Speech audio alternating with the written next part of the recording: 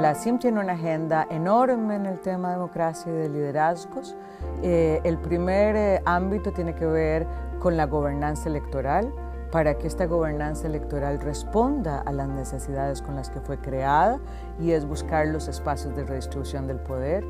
Después hay un programa interamericano sobre el liderazgo de las mujeres, donde generamos conocimiento y también tenemos cursos de capacitación.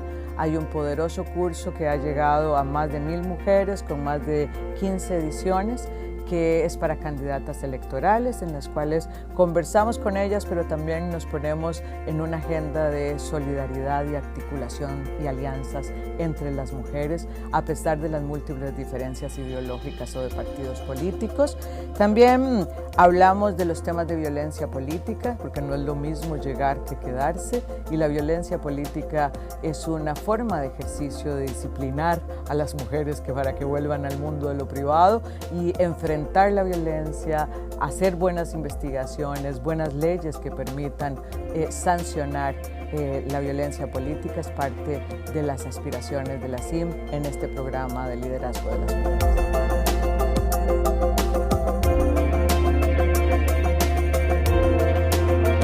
La aspiración histórica de las mujeres es estar en el mundo de lo público, que nuestro trabajo sea remunerado y que tenga un reconocimiento.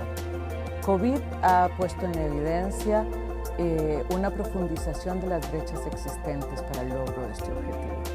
Estas brechas existentes ahora dan cuenta de que podríamos tener un rezago de más de 2 décadas en el mundo laboral, que el cierre de brechas que se previó que podía tardar 100 años en cerrarse, ahora se habla de 135 años para cerrar la brecha entre los hombres y las mujeres.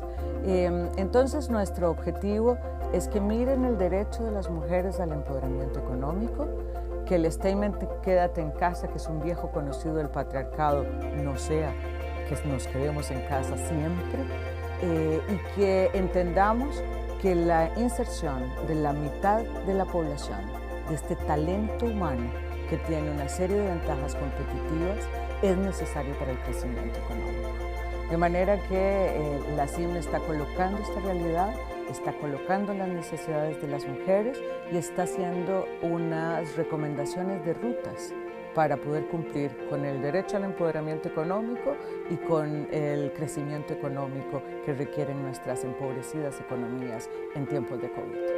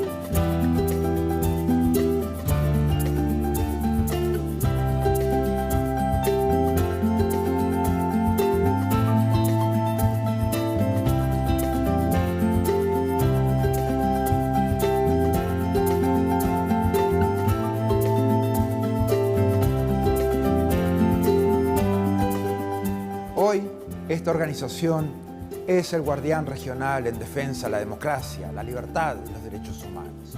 Los países se han comprometido con estos valores a través de instrumentos legales como la Carta Democrática Interamericana, la Convención Americana de Derechos Humanos y todas las demás convenciones interamericanas. Nuestro trabajo es mantener los más altos estándares. Debemos ser objetivos, analizar los hechos, denunciar cuando veamos corrupción, inequidad o amenazas a la libertad. En esos casos no podemos ser neutrales.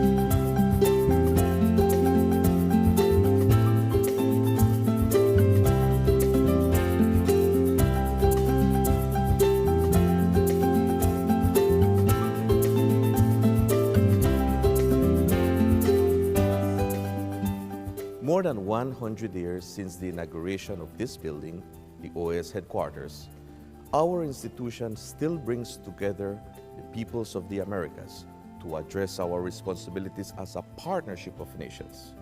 As we look to the future, our work must also focus on the construction of a positive agenda that continues to favorably impact millions of lives every day.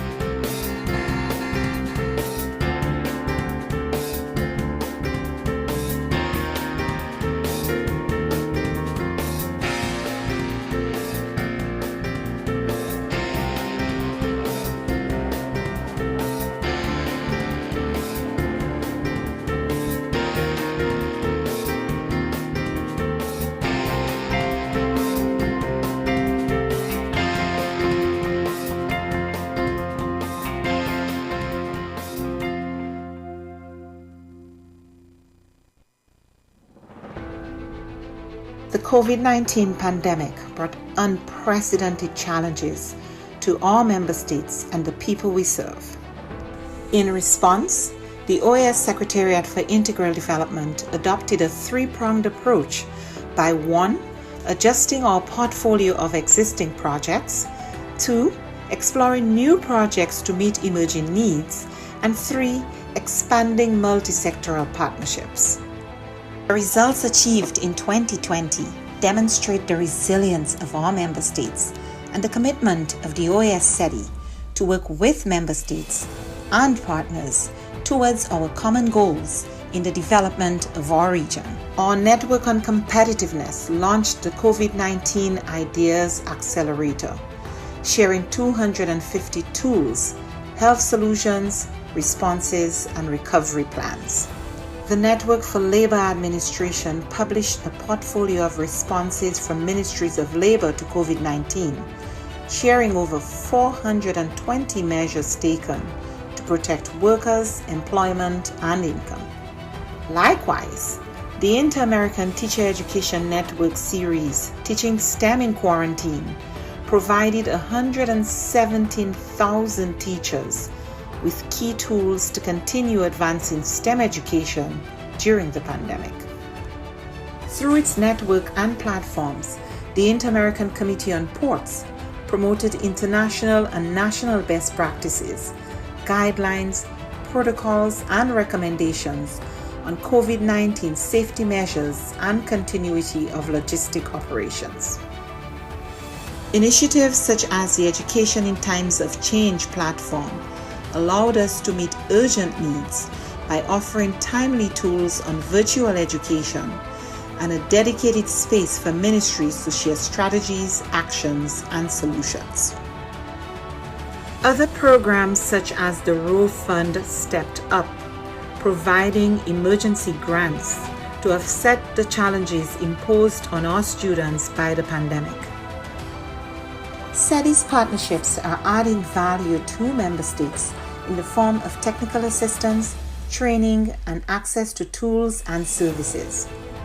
In partnership with leading private sector institutions, we offered micro, small, and medium enterprises access to online tools and training, increasing their visibility and participation in e-commerce, a key to their survival and growth in the pandemic and post-pandemic era.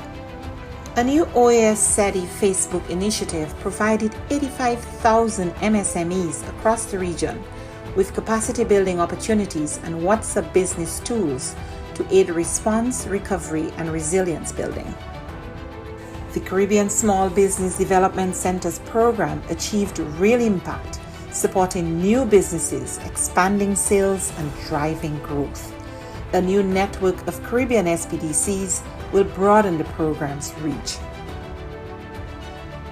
The Inter-American Committee on Tourism, the CTOUR, convened ministerial-level policy dialogue in an urgent response to the impact of the pandemic on the hard-hit tourism and hospitality sectors. Policymakers and experts discussed biosanitary protocols, travel and visa facilitation, among other critical areas for the sector's recovery. Partnering with the George Washington University and the U.S. Bureau of Indian Affairs, we went ahead with the scheduled first Indigenous Tourism Forum of the Americas, pivoting to a virtual format and convening over 240 participants from indigenous communities, the private sector, and governments. SETI also integrated sustainable development practices in the COVID-19 response. The pandemic is a daily reminder of the links between water, health, sanitation, food security, and nutrition. We ensured the continuity of our water management projects in the Plata Basin and worked with governments and partners in the design of an investment portfolio valued at $90 million. Additionally, the Energy and Climate Partnership of the Americas continued to share relevant best practices and responses to the pandemic on energy and air quality. These few examples indicate our collective impact. We cannot do this alone. It is now more urgent than ever to address the region's structural weaknesses, to recover from the health, economic, and social crises occasioned by the pandemic and prepare for future shocks.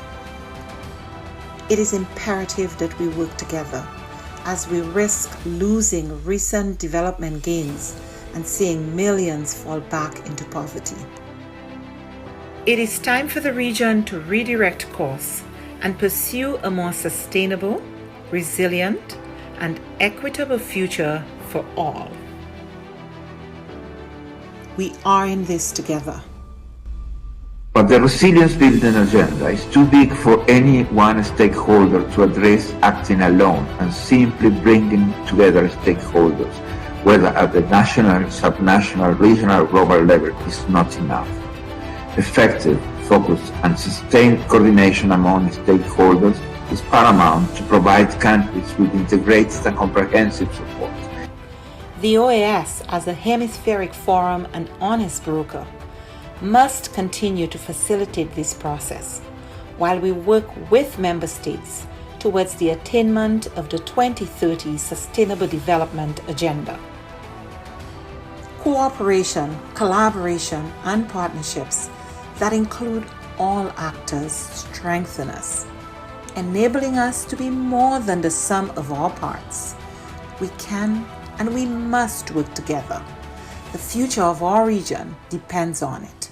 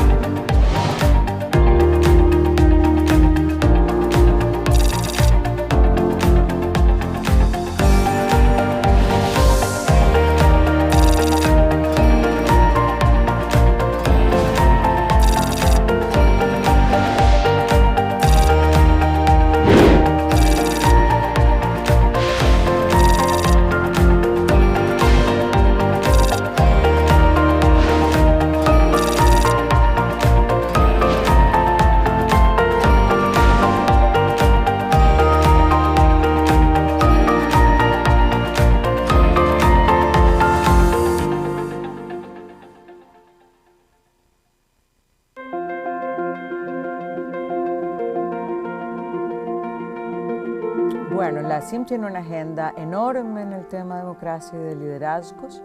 El primer ámbito tiene que ver con la gobernanza electoral, para que esta gobernanza electoral responda a las necesidades con las que fue creada, y es buscar los espacios de redistribución del poder. Después hay un programa interamericano sobre el liderazgo de las mujeres, donde generamos conocimiento y también tenemos cursos de capacitación. Hay un poderoso curso que ha llegado a más de 1000 mujeres con más de 15 ediciones, que es para candidatas electorales, en las cuales conversamos.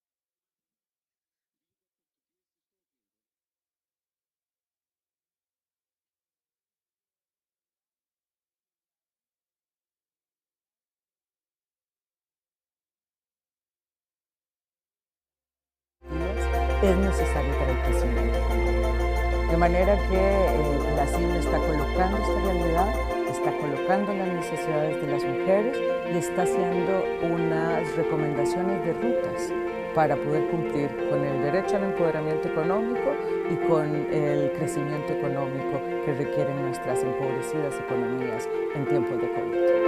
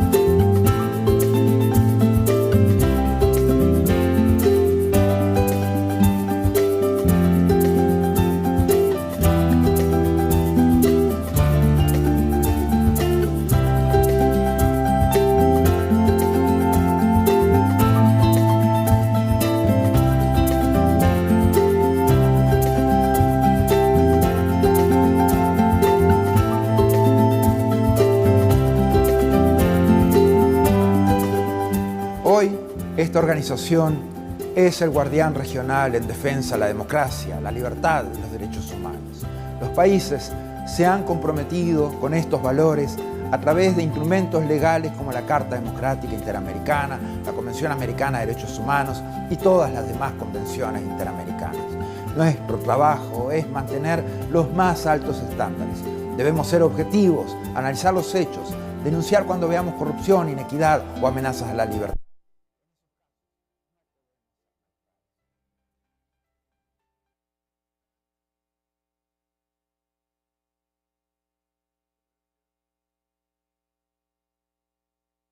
Assistant Secretary General, good morning.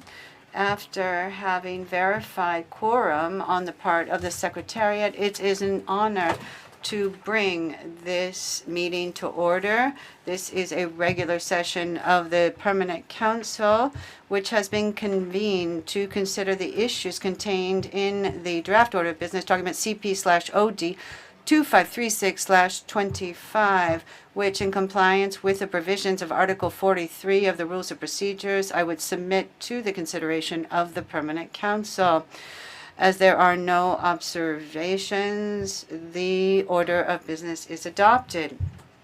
Esteemed colleagues, before we move on to the next item of the order of business, on behalf of the Permanent Council, I'd like to congratulate the people and government of the Oriental Republic of Uruguay for the inauguration of their president, Yamandu Orsi, this last Saturday, 1st of March. We would like to wish him great success in his administration and reaffirm our commitment to the strength and cooperation and the joint work done between the OAS and Uruguay with the aim of promoting well-being and progress in the Americas.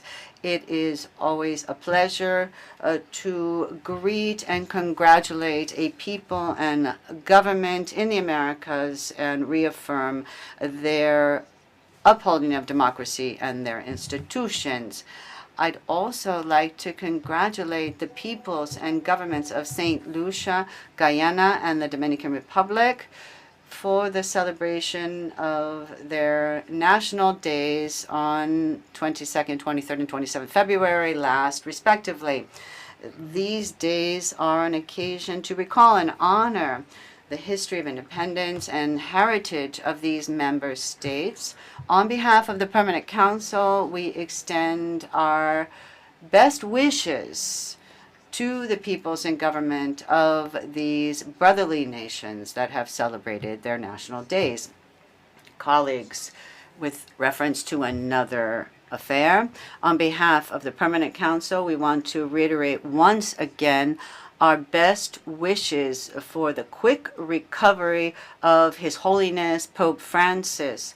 His health is a concern for millions of people throughout the world, and we express our desire that he receives the support necessary to overcome this difficult moment. We, of course, are paying close attention to his health and have been for the last 18 days. We send him our prayers and wishes for his quick recovery, and we would request that our esteemed permanent observer representative of the Holy See convey this message to His Holy Father. Esteemed colleagues, in order to optimize the time available and ensure an orderly and balanced discussion of the issues set forth in our order of business that we just adopted, I'd like to please encourage you to limit your remarks to 5 minutes in keeping with the stipulations of our rules of procedure. We must exhaust our agenda items before 1 p.m. because this afternoon we have a special session beginning at 2:30 to commemorate the 50th anniversary of the first Inter-American Specialized Conference on Private International Law in compliance with the mandate established under Resolution 3030 of the General Assembly. I thank you for your cooperation so we can keep our remarks to 5 minutes. The next item on our order of business is a welcome to a new colleague, Ambassador Mirta de Sulme, permanent representative of Haiti. She presented her credentials to the Secretary General on 20th February last. Ambassador de Sulme has notable and extensive professional experience in the international sphere. She has committed to the defense of human rights and international cooperation and strengthened ties between Haiti and the rest of the world. Notable, among others, included in her work is that she is the founder of an NGO, Society Haiti Jamaica, and she has worked unflaggingly to promote regional integration in CARICOM. She has also promoted ties between Jamaica and Haiti. Throughout her career, she has been an international consultant on important projects such as the Regional Reparation Initiative Repair Campaign. She was also a member of the National Haitian Committee for Reparations and Restitution, and she has participated in different international fora, including her intervention as a speaker before the UN Security Council on Haiti. In the diplomatic sphere, Ambassador Desaulniers has been a special envoy for Haiti on many occasions, and she has participated in important international events such as the bicentennial of Haiti's independence in Jamaica and the abolition of the slave trade in the British Empire. Her experience as an administrator of projects, her defense of human rights, and her participation in cultural and educational events are only some of the examples of her incredible professional career. With respect to her education, she has a solid education in language and literature with a specialization in social, political, and economic science from Georgetown University in Washington. After having received her degree from the University of West Indies in Kingston, Jamaica, and the Complutense University of Madrid. She has also done studies in Germany at the Ludwig Maximilian Universität, which has allowed her to have a global focus on her professional career. We are sure that her vast experience will be a very valuable contribution to our work here at the Permanent Council. We are also sure that her experience and knowledge will be fundamental for the well-being of her country, which is always in our thoughts and our hearts. Ambassador Desaulniers, on behalf of the Permanent Council, we would like to extend a warm welcome to you.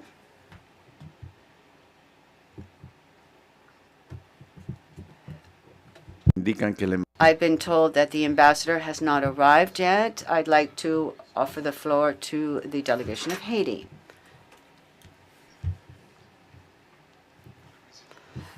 Chair, Assistant Secretary General, as you have noted, the ambassador has not arrived. She is running late. There are traffic jams, but she will arrive soon. We ask for your indulgence, and I would avail myself of this occasion to introduce myself. I'm Jean-Louis Pierre. I am the Assistant Permanent Representative. I have worked in France and been ambassador to Switzerland as well, and thus we see that the ambassador has just arrived, and I'd like to allow her to sit down. I was just saying I have come back home because before going to Paris, I was the minister counselor at the Embassy of Haiti in Washington. I'm so happy to be back here and see the Assistant Secretary General once again, and thank you very much for welcoming me home. And I'd like to give the floor to Madam Ambassador. Thank you. Embajadora, bienvenida. Ambassador, welcome. Good morning. We are welcoming you, and so it is a great pleasure to offer you the floor. Ambassador, you have the floor.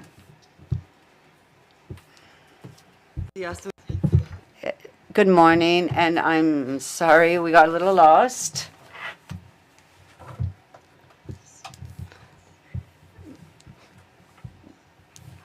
There was a wheelchair. Apologize. We got lost in the hallways with the wheelchair. Monsieur le Président.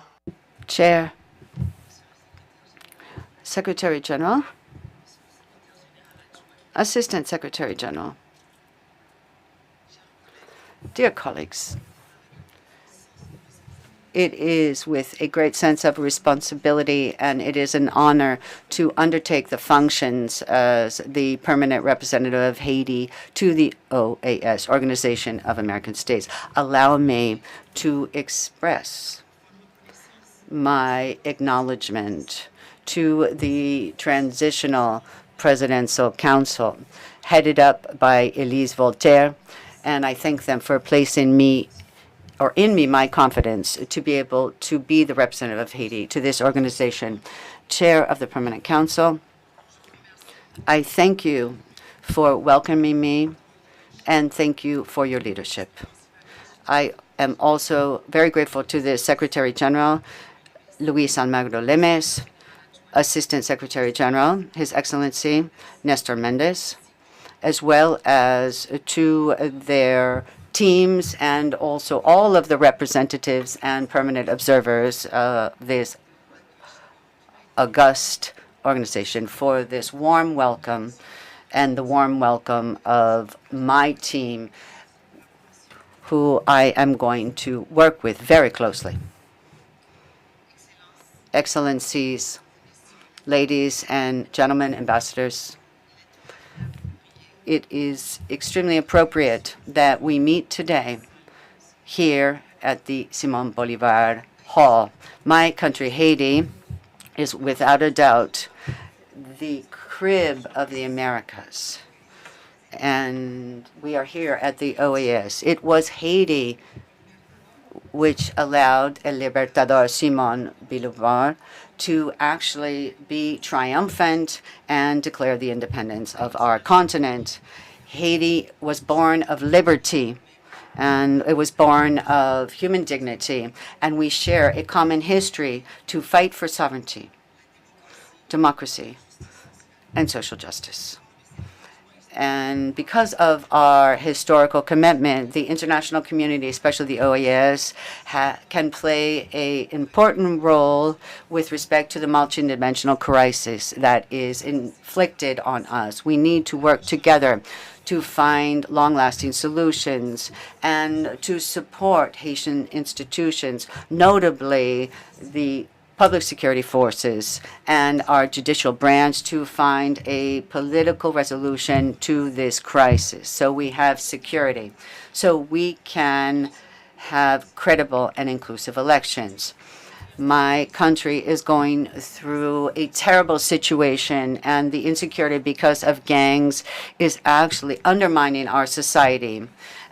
Children cannot go to school. They are exposed to atrocious violence. They see cadavers in the street.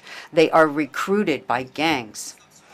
We are about to lose an entire generation of young people, and the public markets do not work hardly at all, and people live in terror. It is constant. This situation is exasperating a humanitarian crisis, which is marked by hunger and is putting into peril thousands of people's lives. The Haitian people have the right to live in peace, with security, and in dignity. We know that security leads to life, and we need to reestablish order so that can happen. The Haitian government is doing everything it can to bring justice back to the country, to eliminate the gangs. We need the support of our friends at the OAS to find the way so we can have long-lasting stability. All Haitians in the country, out of the country, are convinced that if we make efforts supported by true international solidarity, that we can find a solution to this crisis that has lasted too long. Chair, allow me to repeat this important paragraph in Creole, which is the second language of my country. Paix, l'insécurité ak dignité. Nous connaissons l'insécurité à rendre la vie moun intolérable. Et c'est à courage nous pas le travail pour contribuer à rétablir l'ordre. Le gouvernement haïtien a fait tout ça il est capable. Well, we have done everything to do away with the gangs and bring back justice, but we need the OAS to support us to bring back long-lasting stability. All Haitians in and out of the country know that we together need to make efforts, and if we have international solidarity, we can find a solution to this crisis that has lasted too long. The transition is one of national reconciliation and to go back and reestablish the constitutional order and to have elections. That is the main objective of this transition. We must have elections. It's the only way to reestablish confidence in the government. We are living a war, and this war is making criminals stronger.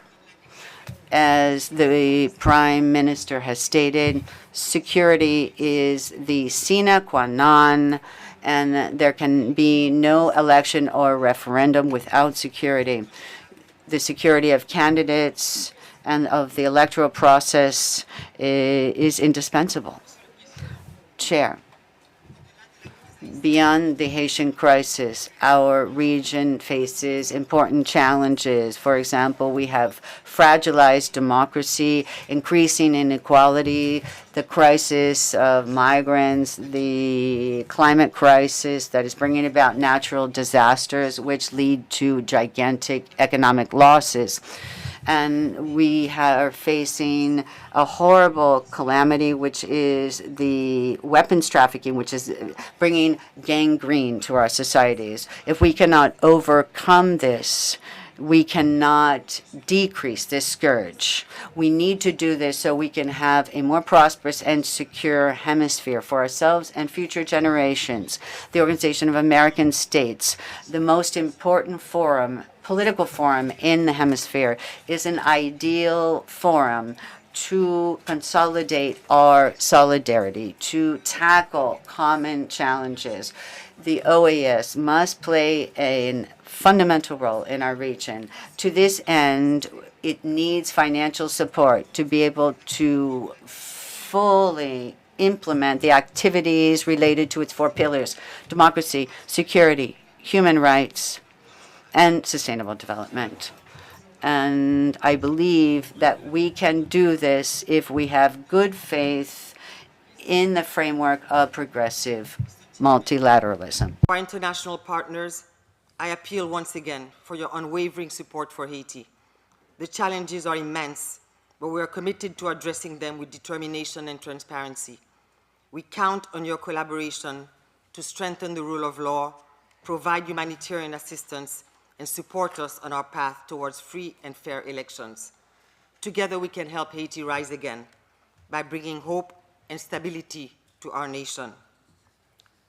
En conclusion, je réitère mon engagement. To conclude, I reiterate my commitment to represent Haiti in dignity before the OAS, and my delegation offers its support to this hemispheric organization. Let's work together so we can have a future where Haitians and everyone in our hemisphere can live in peace and security with the perspective of an inclusive and sustainable development. Let's work together to have a renaissance of the great nation, which is Haiti. We can work together so we can realize the potential of Haiti. We can work together to make Haiti a great nation once again and work together for the renaissance of my country.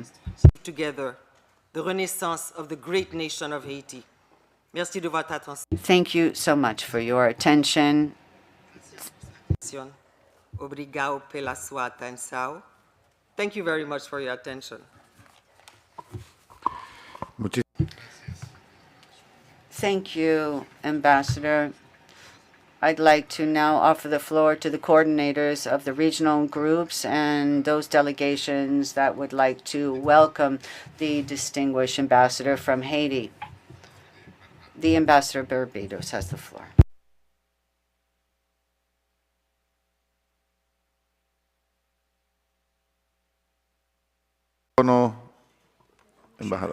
Ambassador? Mr. Chairman, apologies.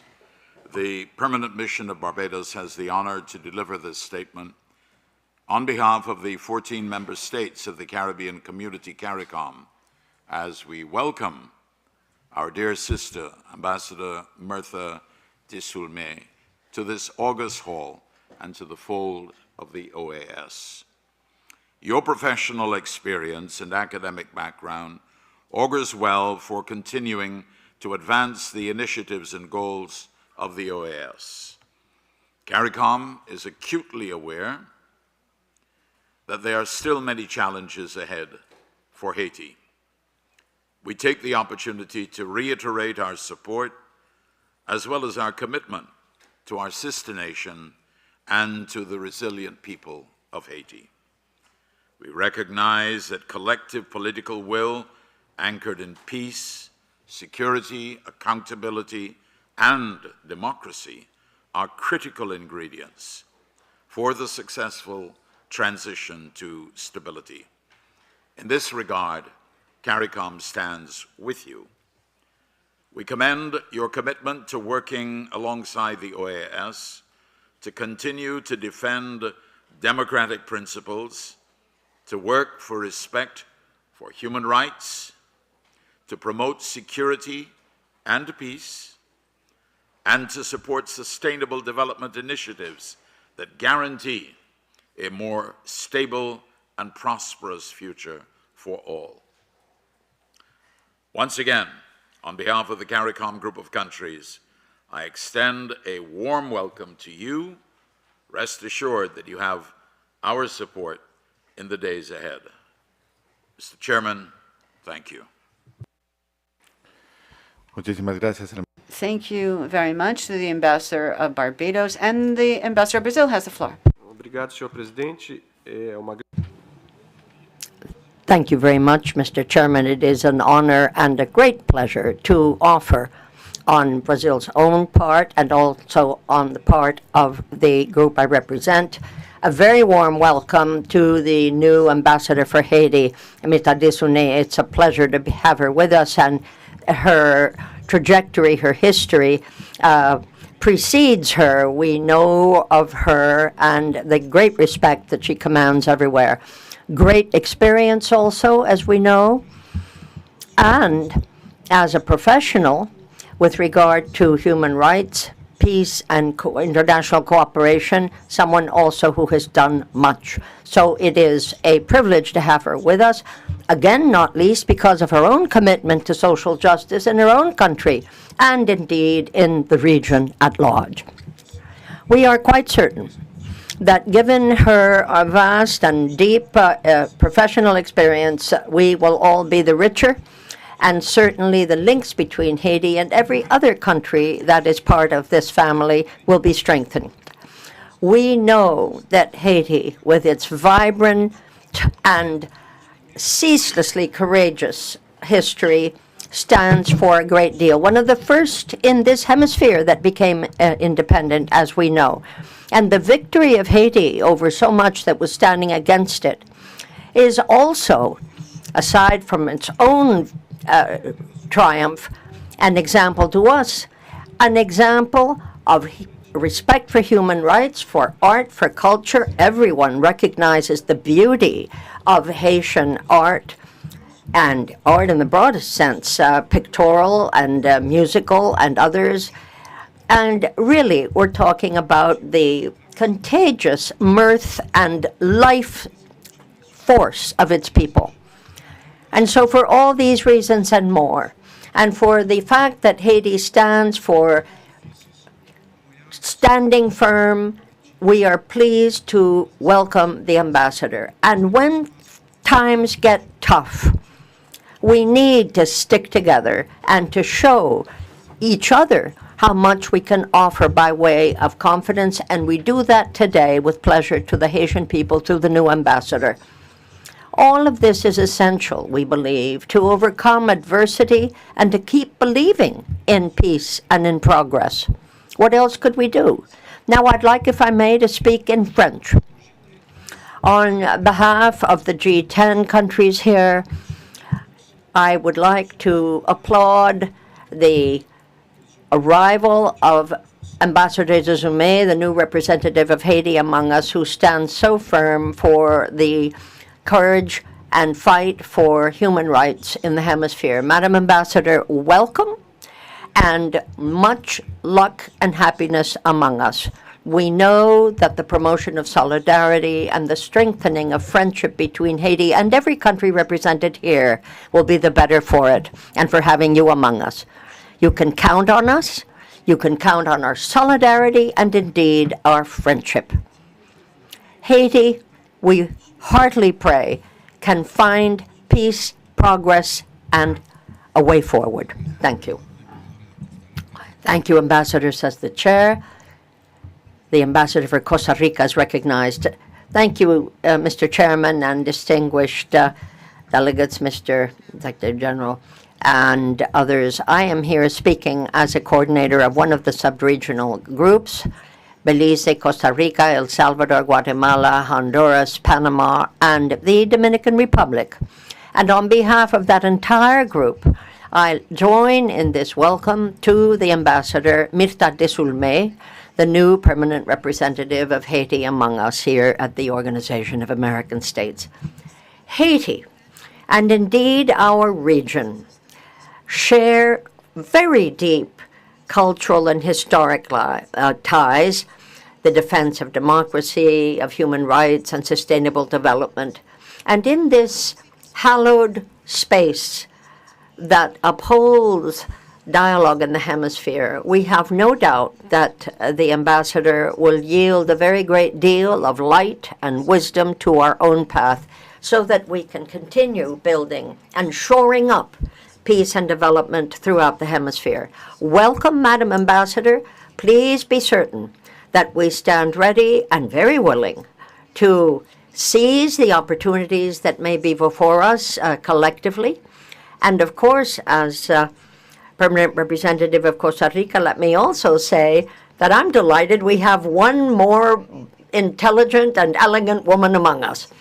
This is something that can only continue to strengthen our defense of human rights, which is at the heart of what this organization means. So Costa Rica, Madam Ambassador, will stand ready always to work with you, and we're delighted to have you among us. Thank you. Thank you. The Ambassador for Canada is recognized. Thank you, Chair. I would like to echo the words of my colleagues in warmly welcoming Ambassador Mirta Desulmé.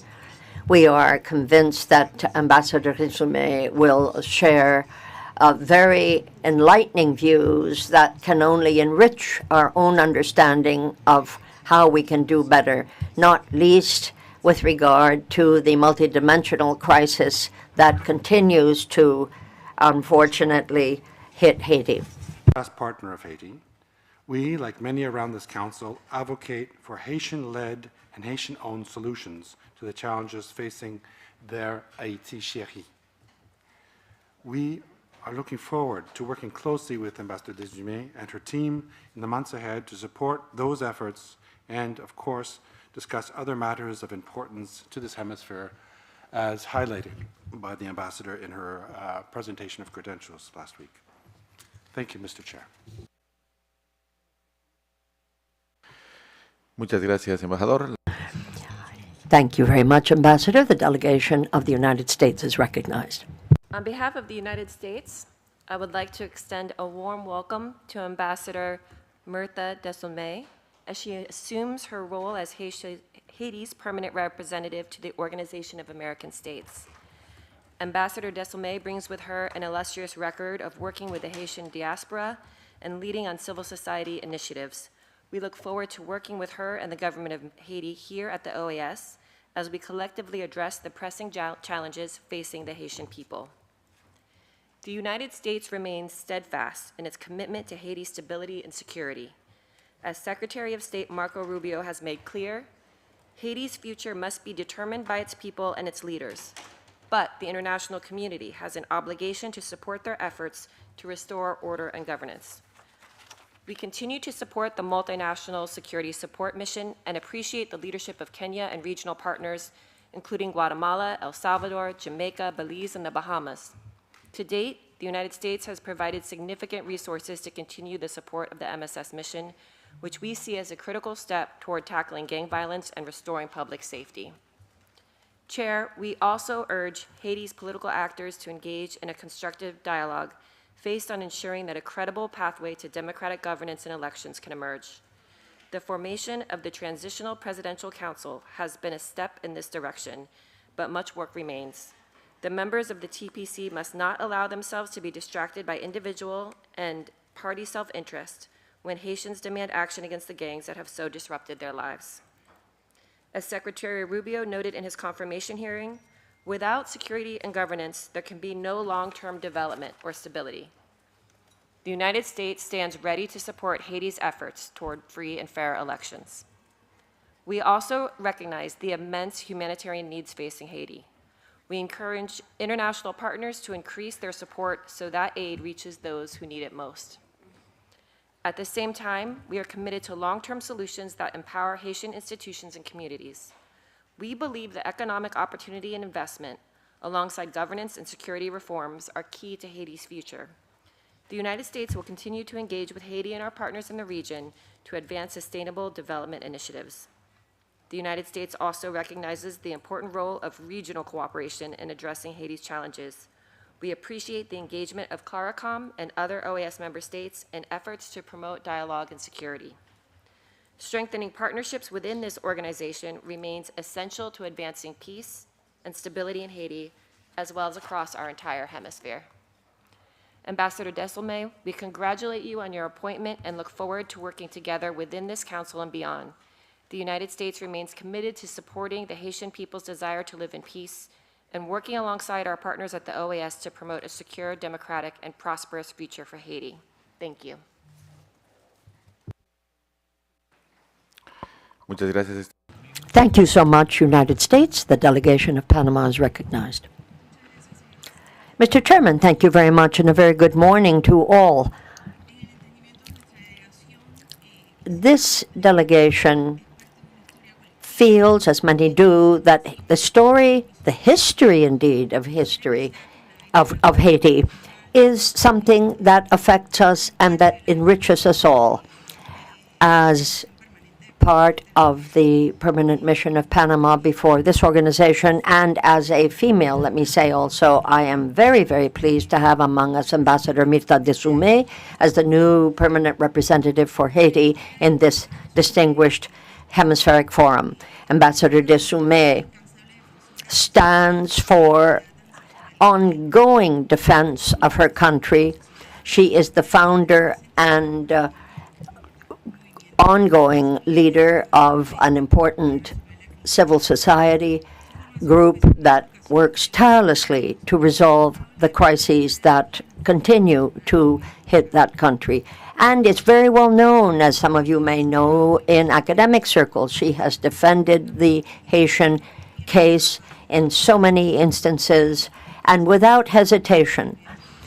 The ongoing historic and political history of Haiti doesn't mean that we don't have a collective responsibility to bear, at least that is Panama's belief, given the history of this continent, frankly. We all have some part to bear in the common responsibility we, in fact, owe each other. So, Madam Ambassador, without more to say, we are delighted to have you join us in this forum of the Americas, our Organization of American States.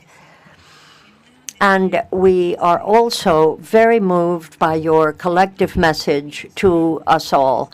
And when you say that it's not just the winners that write history, but also the survivors, and you've gone on to say, let us not ignore our history. A generation that ignores history has no past and has no future. Thank you for your thoughts and for what you have written. Thank you very much, says the chair. The ambassador for Guatemala is now recognized. Thank you. Mr. Chairman, I can but echo the words of warm welcome that are being offered Ambassador Desaulniers here representing Haiti, and what Costa Rica, as the representative of the regional group, has already said. We are delighted to have her among us. Madam Ambassador, We know of your history as a tireless defender for human rights in your country, a leader of civil society, the long-standing commitment that you have borne to democracy, to human rights, and to sustainable development. So on behalf of my own country, Guatemala, we can only tell you how delighted we are to have you among us and to work certainly with us building up peace and security in the region. My country, as you know, has been very strong in the defense of Haiti and ongoing solidarity to that beautiful country. And we, in that regard, have contributed 150 elements to the multinational mission on behalf of Haiti within the ambit of the United Nations, and that indeed stands for our love and our commitment to your country. We are delighted to have you with us, Ambassador, and all the happier to have you at our side as we work to uphold the principles of this organization. Thank you. Yet again, welcome. Thank you. We wish Ambassador de Sulme full success and happiness among us, and we know how much he will contribute to strengthen the ties that bind us. In that regard, dear colleagues, let me very quickly underscore yet again the commitment of this Permanent Council to the ongoing struggle of the Haitian people. We stand with the people of Haiti in its fight for peace and development, and we hereby reaffirm our absolute, unshakable determination to contribute to the well-being and the calm and peace of that beloved nation. Yet again, welcome, Madam Ambassador. With that, dear colleagues, let us now move to item 3, where I invite you to consider a matter of vital importance to this organization, which speaks to the status of programs financing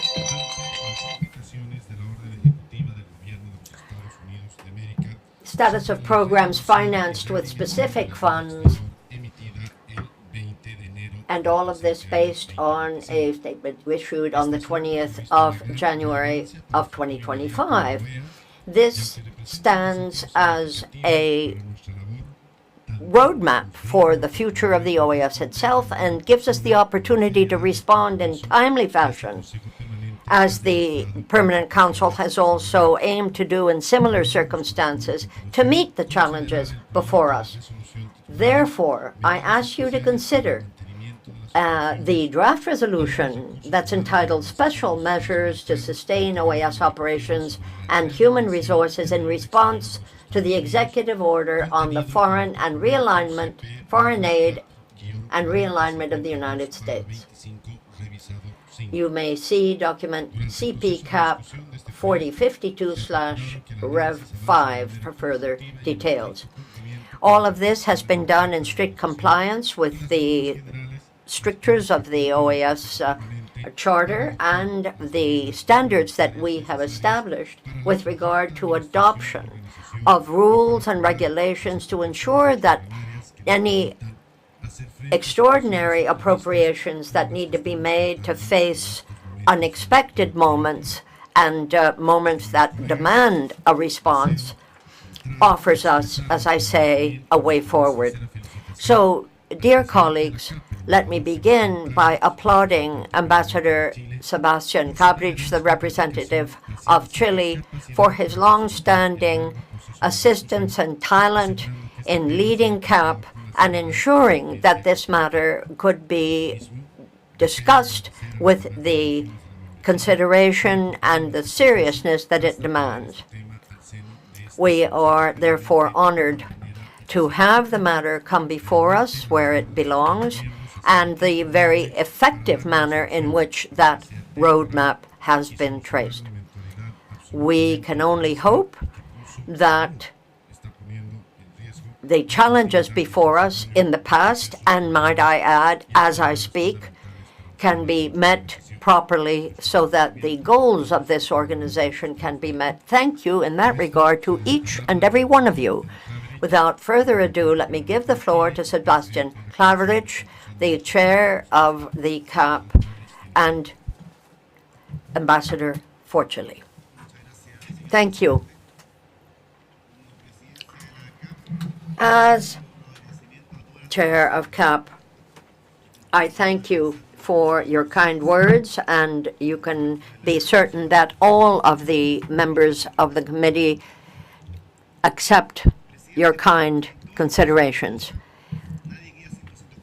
But, you know, even when hard work is done, very few of us, dare I say, none of us can say, well, that's done, we're 100% satisfied. That would be perhaps a step too far. What we can say is that we think that the document is a strong and a solid consensus document. And there were two, as you may know, two important drafts that precede the one we have. One forward by the Committee of Finance, and then Antigua, Barbuda, and Bahamas. We're very grateful to the chairmanship of the council that kept a very close eye on the process and assisted us and encouraged us along the way. Some 4 weeks ago, about a month ago, CAP received a note from SAF, the Secretariat on Administration and Finance, as you know, with regard to the executive order of January 2025 with regard to the realignment of foreign aid in this country where we sit, the United States of America, which has a bearing, of course, on the programs and ongoing work of this organization. From that moment on, CAP looked very hard at how it might somehow buffer the impact of those measures, and met right and left with different groups in order to find some way forward and to garner different views that would be important to that end. But the states themselves, we know, have not, in fact, yet come forward with specific measures, and we also were looking for mandates that we might find as we go forward, and in so doing, third, how we might reduce the impact of financial risk that might be garnered here, and fourth, how we can deal with funds that might not yet be allocated. That entire process, which, as you rightly said, Chair, has been picked up in the draft resolution on these special measures for the financials and resources and actions of the OAS in view of the U.S. measures, speaks up to $4 million in the reserve fund to try to offset any negative impact by that order. And this would go through the 20th of April 2025, which was the original period. But the period that the amounts involved, Chair, let me say, have been earmarked for the salary of people who are directly affected by the situation, and also where that is in fact necessary to cover the severance pay as the individuals that may have been so affected are owed. And so this is not a straightforward and an easy consideration. We have to think of contingency plans. We have to try to diversify our donors. We certainly have to keep talking to the United States and keep at it and look at what expenses perhaps are non-essential. But let me say, while I'm at it, that another, I think, important impact of this is to force us to look up and look out. We can't just, by keeping our nose to the grindstone, forget to think we better think this through again. What the United States indeed has urged some of us to do is to see how we can indeed find funds that some donors may offer. But this speaks to an organizational and an administrative set of measures. But if we look at it from a policy or political standpoint, it in fact prompts us, I think, to consider our very raison d'etre as an international organization. What is the sum and essence? What is the meaning of this place? Why was it founded and why is it still here? So as we discuss and consider matters to do with the American government and look at various different estimates that are being made as a result of certain measures, I think, and I hope, we will be able to shed greater light on these matters, which aren't that easy to list, and they certainly aren't easy to deal with as if 2 and 2 were simply 4. This needs patience, it needs consideration, it needs looking at the Indirect Recovery Fund, the Reserve Fund, and all of the other funds that can be drawn on in this period. But let me, as I come to an end here, point out that the footnote from Bahamas and the input of the United States is very welcome. And the different secretariats that are involved here, most especially the Secretariat for Administration and Finance, but all others, but especially SAF, has made a big difference to allow us to tackle this in as comprehensive a manner as possible. Easier said than done. Thank you, Ambassador. And having heard, ladies and gentlemen, these comments and this input from the chair of the SAF, I'd like to put this before you. We are talking about this draft resolution that is entitled Special Measures to Sustain OAS Operations and Human Resources in Response to the Executive Order on the Foreign Aid Realignment of the United States. And without further comment, that is now adopted.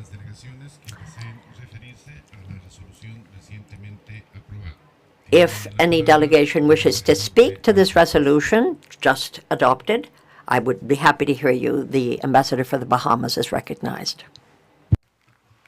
Good morning, all. Chair, at the outset, I extend my delegation's sincere gratitude to the delegation of Antigua and Barbuda, namely the Honorable Dean, Sir Ronald Sanders, the Chair of CAP, Ambassador Graldovich, and those for their instrumental role in drafting this resolution. Appreciation is also extended to the co-sponsoring delegations and those supporting it in earnest. The contributions to the resolution by the delegations of Antigua and Barbuda and the Bahamas has focused on securing immediate financial relief, instituting strategic cost management, and establishing a sustainable long-term funding strategy to safeguard OAS operations and human resources. Importantly, the resolution also calls upon the United States government to review the impact of its sovereign decisions on our collective organization and urges the Secretary General, whosoever occupies the position, to take decisive action in fidelity with the role of the Secretary General as expressed in Article 109 of the OAS Charter and Article 8 of the General Standards. Chair, the draft resolution we have adopted today is a short-term response to a fiscal crisis triggered by the unilateral decisions and actions of one state. For the Bahamas, however, our decisions today are fundamentally about our deep appreciation for the organization's human resource workforce, ensuring they work in an environment characterized by predictability, dignity, and respect. Furthermore, should any staff member choose to exit, we must provide for their orderly separation with sufficient notice and a reasonable pathway. We do not see this situation as a mandate to rewrite or relitigate the regular fund program budget, which was agreed upon just 4 months ago. This is neither the time or place to exploit a crisis to the detriment of the workforce or the organization. Invariably, this crisis exposes the broader fiscal vulnerabilities facing the organization, vulnerabilities that, if unaddressed, could diminish our effectiveness and our relevance. Rather than taking knee-jerk and narrow interest approaches, this crisis underscores the need for a forward-thinking organizational strategy. Noting the extraordinary nature of this resolution, which authorizes the use of a rainy day fund, the delegation in the Bahamas offers some unsolicited fiscal management advice. While the contingency plan is well advised, the next steps must be measured, undertaken judiciously, and coordinated with us, the member states. We must avoid the temptation of excessive austerity, for we cannot assume that there is a surplus funding available for further cuts without jeopardizing our organization's core functions. The Bahamas has long advocated for a consolidated budget that embraces a comprehensive approach to risk management. For too long, we have operated in silos and underfunded critical areas. The regular fund program budget is significantly under-resourced relative to our mandates and historical inflation. Infrastructural maintenance is neglected, teetering on the verge, and staffing levels have declined while we rely on CPRs, thereby eroding both capacity and institutional knowledge. Signature initiatives like the OAS Scholarships Program have suffered as collateral damage from routine cost shifting, as reflected in paragraph 8 of this resolution. Looking ahead, we must confront our fiscal challenges with honesty. We have received many reports and we've seemed to know many things. Yet much like the fictional character Jon Snow, it appears as though we know nothing. However, the proverbial winter is no longer coming. Winter is here. As we transition to a new administration, the Bahamas reaffirms that while our quota scale must be equitable and fair, we also need to revisit the outdated, anachronistic measures such as the prompt payment discount. We need to consider indexing quotas to inflation and more seriously approaching costing and financing of mandates so that the new mandates and the inflation do not continue to erode our already limited fiscal space. We must adapt, be responsive, and also explore restructuring the Secretariat to reduce unnecessary overhead without compromising technical capacity, while accelerating partnerships with sister inter-American institutions like the UN, the IDB, and other multilateral agencies, and our observer states. Chair, although we have overcome one hurdle today, there are seemingly more on the horizon. As such, the Bahamas urges us to approach the decisions ahead with vigor, creativity, and a renewed commitment to build an OAS that truly serves our citizens. It is above all a moral imperative that we do this work together. I thank the Council for its kind attention. Gracias, Bahamas. La embajadora de la República Dominicana. Thank you, Bahamas. The Dominican Republic has the floor. Good morning, Chair. I thank you for your congratulatory words on the 181st anniversary of our independence. I'd like to echo the words of welcome to Ambassador Desulme, our ambassador from Haiti. We would like to work with you jointly to make headway on common interests. You can count on the permanent mission of the Dominican Republic so that you are successful in your functions and so that your country finds peace, security, and development. With respect to this topic, we thank you for including this on our agenda today, and we would like to acknowledge the efforts of Ambassador Klajdovic from Chile for his firm commitment to helping us reach an agreement after long days of negotiations at CAT.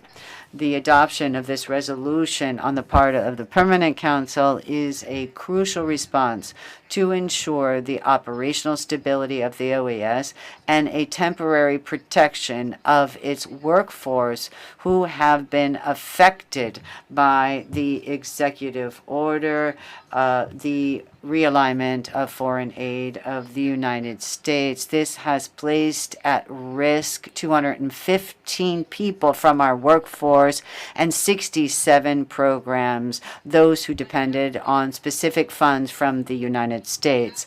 We see that the resolution has said that we need efficiency measures, optimization of cost, an array of sources for funding, and also an emergency fund that will allow us to address emergency situations in the future. This is not only an immediate response to a crisis now, also it is a measure to consolidate our finances in the future. We reiterate that the capacity of the OAS to effectively respond to financial crisis will determine whether it continue to give essential services to member states. We underscore the fact that the funding for key functions cannot depend on specific funds, especially with respect to human rights, security, and administrative functions. Thus, we believe that an evaluation of the positions that are funded by specific funds need to be funded by regular funds because we need stability for our workforce. We also believe that we need to reduce costs, at least temporarily, to allow us to preserve the successes of the programs we have without weakening the operations of the organization. Chair, we need a firm commitment on the part of member states and continued work of the General Secretariat to be able to overcome this situation. Thank you. Muchas gracias, embajador. Thank you, Ambassador. The Ambassador of Mexico has the floor. Thank you, Chair. My delegation welcomes warmly Ambassador Desulme, and we celebrate the fact that a woman is heading up the OAS mission of Haiti at such an important moment for her country. Chair, Mexico appreciates the inclusion of this item on our order of business because we believe we need to take measures to overcome the very complex situation the OAS is facing. The response of its members show their responsibility and the need to diversify the funds we get, the sources of funds, and this underscores the co-responsibility of member states to sustain the organization. My delegation is thrilled that this resolution has been adopted. It allows us to support dozens of people and their family. We protect and want to protect human rights, and human capital must be valued. And job stability is a priority of multilateralism, and we are committed to this. Mexico recognized the sustained efforts of member states to reach a consensus about this matter based on constructive dialogue and a quest for agreements, which reflects the spirit of solidarity that should prevail in inter-American relations and in multilateral work. We acknowledge the tireless efforts of the chair of CAP, that is the ambassador of Chile, and we recognize the active participation of delegations who have worked so hard to make negotiations move forward.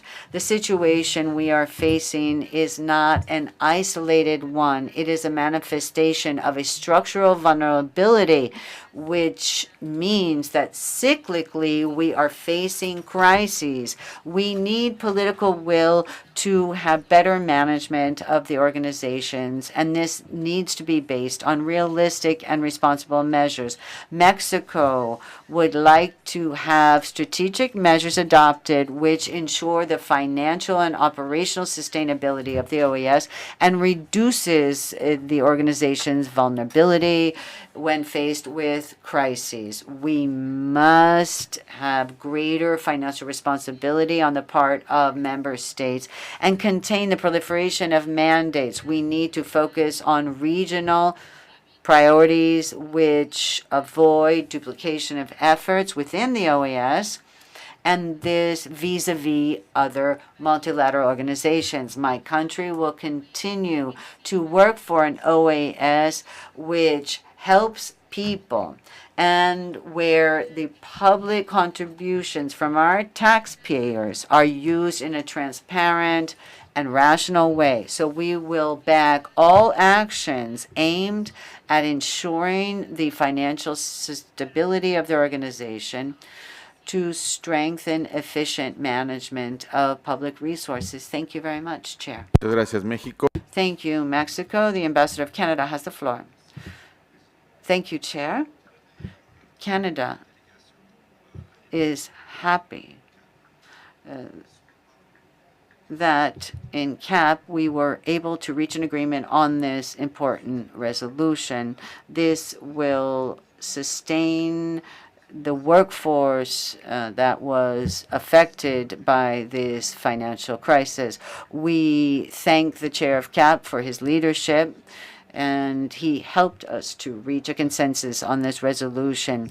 The OAS is facing an extraordinary financial crisis. We cannot continue as if business were as usual. We need to adapt ourselves. We need to do things to streamline our operations in the short term.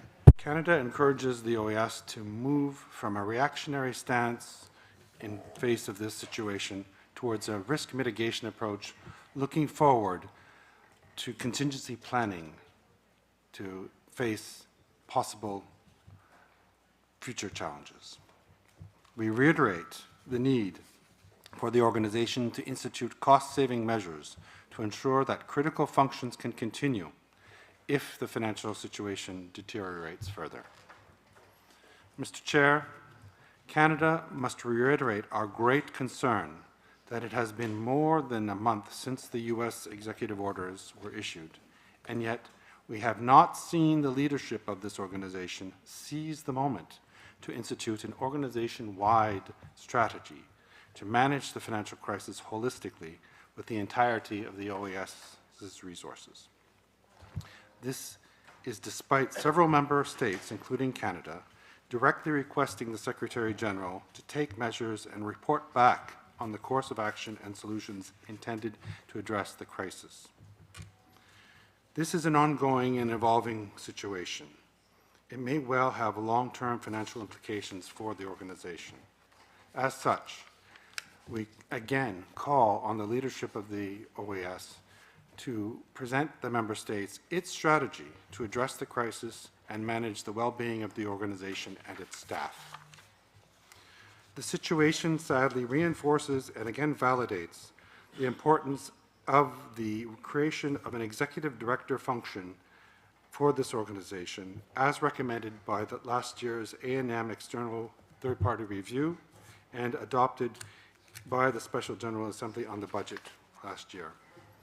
A dedicated and qualified executive director at the head of the administration could work hand in hand with the Secretary General and Assistant Secretary General and the entire General Secretariat to marshal all the talent and resources available to overcome future challenges with maximum coherence and efficacy. Thank you, Mr. Chair. Gracias. Thank you, Ambassador. The Ambassador of Guatemala has the floor.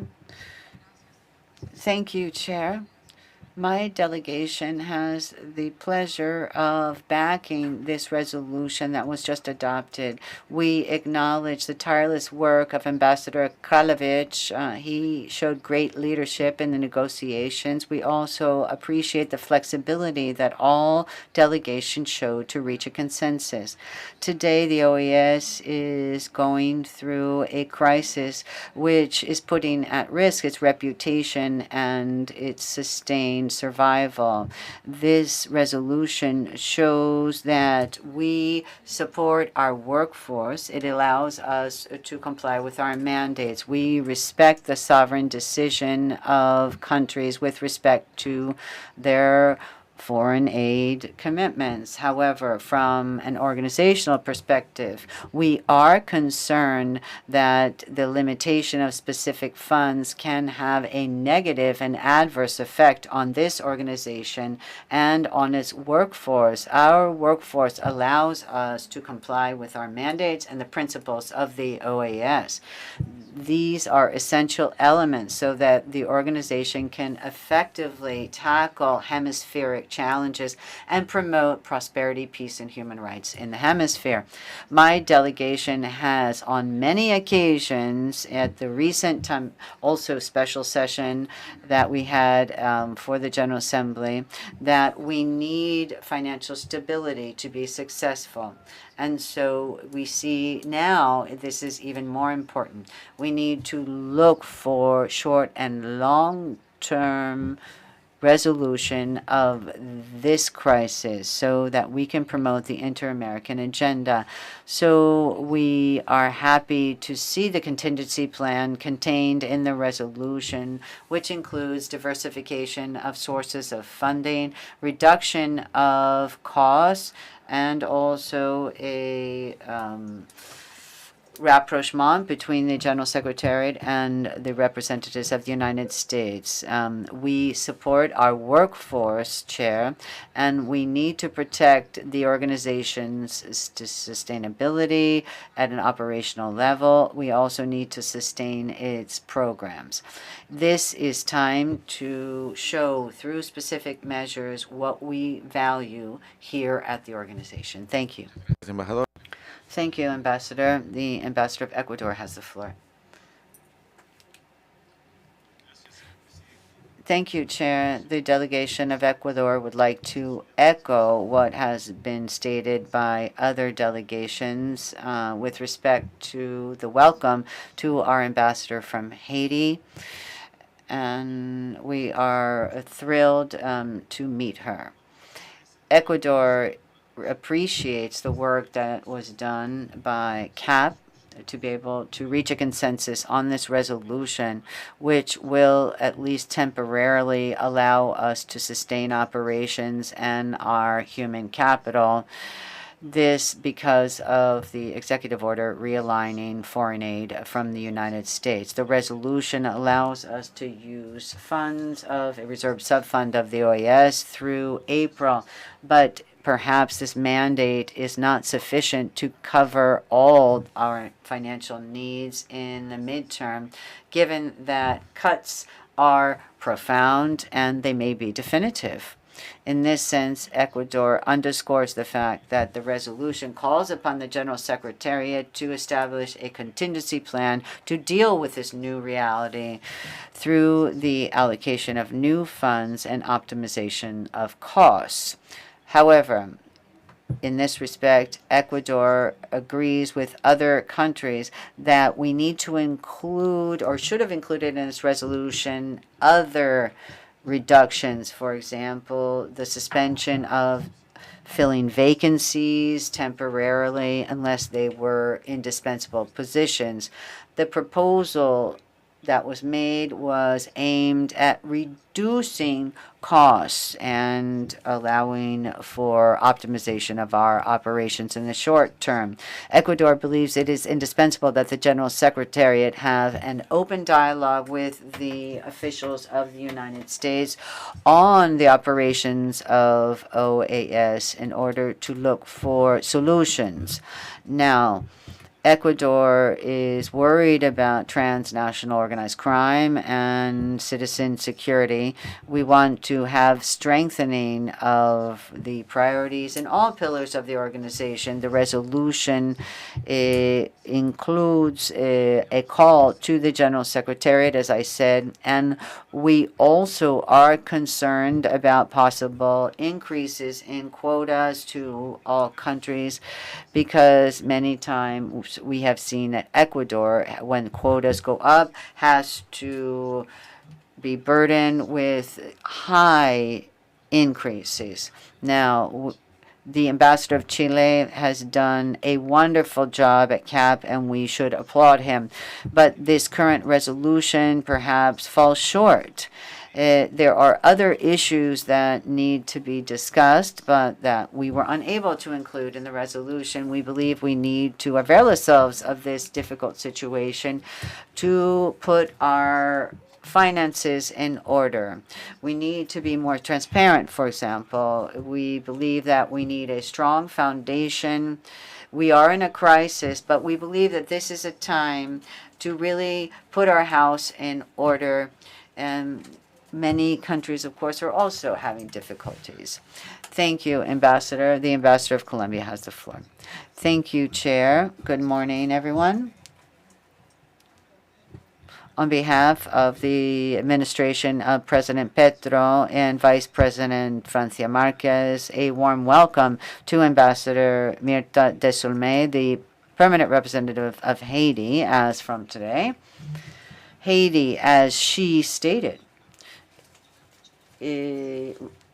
represents liberty and the fight for freedom.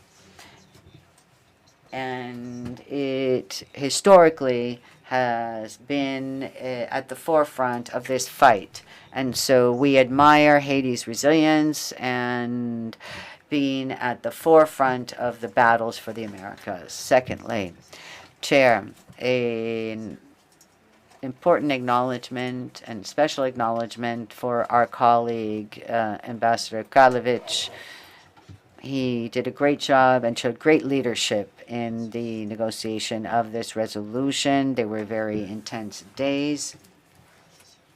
And we back the decision that we all took. The Dominican Republic referred to this. Colombia wants to echo what was stated by the Ambassador of Canada. We fully support what he said, and we also are in agreement with the words of Ecuador. In conclusion, Chair, the footnote that Colombia has included in the resolution only has to do with operative paragraph 3C, which has to do with the optimization of internal costs.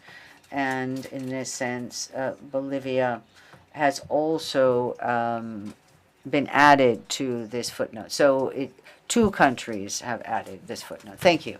Gracias, Thank you, Ambassador. The delegation of St. Vincent and the Grenadines, you have the floor. Very much, Mr. Chairman.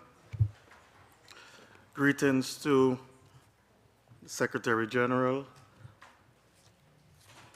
members, member states, ambassadors, permanent representatives, permanent observers, members of staff of the General Secretariat, alternate representatives. Good morning to all. Mr. Chairman, since this is the first occasion that the delegation of St. Vincent and the Grenadines is speaking this morning, and let the records reflect, even though the Ambassador of Barbados spoke on behalf of the delegations of CARICOM, naturally we endorse the statement which was made earlier in terms of welcoming the new Ambassador, Permanent Representative of Haiti, Her Excellency Myrtha de Sulme. Just for the record, SVG wishes to welcome Her Excellency, and we wish her all the best on her tour of duty. And of course, she can count on the support of the delegation of St. Vincent and the Grenadines. Mr. Chairman, discussing the agenda item we have here, for the record, let my delegation wishes to, in particular, thank the delegations of Antigua and the Bahamas for their contributions on this resolution. Of course, the co-sponsors, the other co-sponsors, and you, and sorry, not you, the CAP chair, the permanent representative of Chile. Thank you very much, Ambassador Kraljevic, for your efforts. It's deeply appreciated. And also thank all delegations for allowing us to arrive at passing this resolution. And I must also note, don't want to forget them, and I don't want to get into trouble for omitting delegation. That's what I said. We appreciate the input of all delegations, but also commend Canada and Colombia and Chile, of course, for their contributions as well. Mr. Chairman, St. Vincent and the Grenadines, of course, supports this resolution 100%, which was just adopted. And it is very important that we were able to approve this resolution this morning. As was said earlier by the distinguished ambassador of the Bahamas, this resolution, or the situation that we're in, is in no way, shape, or form allows us to reopen the regular fund program budget going forward. Of course, this is not a regular fund matter, but a specific fund issue due to a sovereign decision by one member state. Mr. Chairman, this resolution, which was passed this morning, is occurring not only in the aftermath of approving the budget for this fiscal year, which was done at a special session of the General Assembly last November, but we have before us the task of implementing the recommendations from the Alvarez and Marcel report, and I believe it's important that we continue in this vein. Mr. Chairman, we cannot continue in a constant culture of austerity. In fact, there is a limit to doing this, and we have done a lot of this over the years. Most importantly, this organization cannot be in a position whereby, as we transition from one administration to the next, that the incoming administration has to rebuild the OAS from the ashes. We have to try our best not for this to happen. Mr. Chairman, going forward, the OAS cannot depend on one or a few sources of funding. We have to seek alternative sources of income to complement our traditional sources of funding. Going forward, and with the intention of this resolution, we have to put in place contingency measures for emergencies and other developments as they occur. Mr. Chairman, we have to be innovative with fundraising. Already we have some facilities in place which can be mimicked, and the current ones which we have in place, if and where necessary, naturally they can be improved. For instance, the Scholarships Capital Fund and the Lero Fund are a few just to mention among others. So, Mr. Chairman, these are the comments of my delegation. The OAS indeed is a resilient organization, and the OAS can always be better. As we member states, we always work to make it better. Thank you, Mr. Chairman. Muchísimas gracias. Thank you, St. Vincent. And we now have the United States. You have the floor. Thank you, Chair. Good morning, everyone. My delegation would like to also congratulate the Chair of CAP for his leadership on this issue, as well as the rest of member states who worked very hard to arrive to this text. My delegation would also like to take this opportunity to inform that we will have one overall resolution on the entire text, and we will be submitting that text as soon as possible. Thank you, Chair. Muchísimas gracias. Thank you, United States. And to conclude,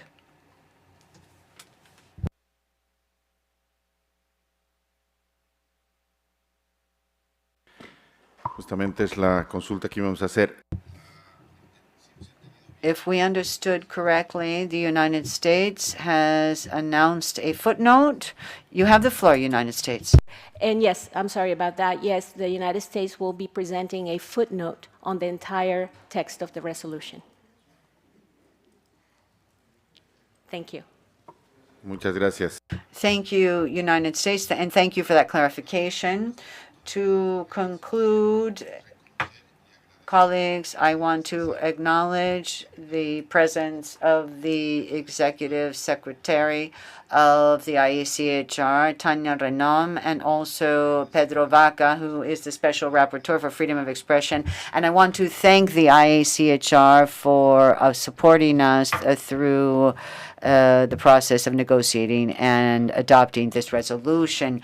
To conclude, I wanted to reiterate my thanks to each and every one of the delegations for their participation, and especially recognize the involvement of Canada, Colombia in building the consensus that was necessary, and it would be unjust to not recognize the contribution of Antigua and Barbuda and the participation of Ambassador Sanders in making this happen. Now, these are two things I wanted to point out, and also the programs that are effective with this cuts were very and are very important, and that's why it was important that we took immediate action. This was key.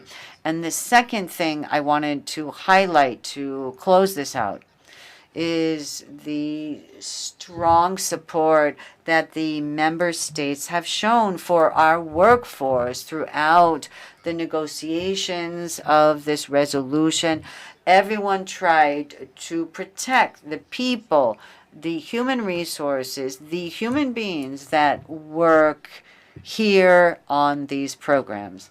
And to not exclude anyone, we want to thank all of you extensively for your support. Now, we have concluded with the interventions on this item, and we move on to item 4 on our order of business. It is incumbent on us to celebrate or commemorate World Rare Disease Day.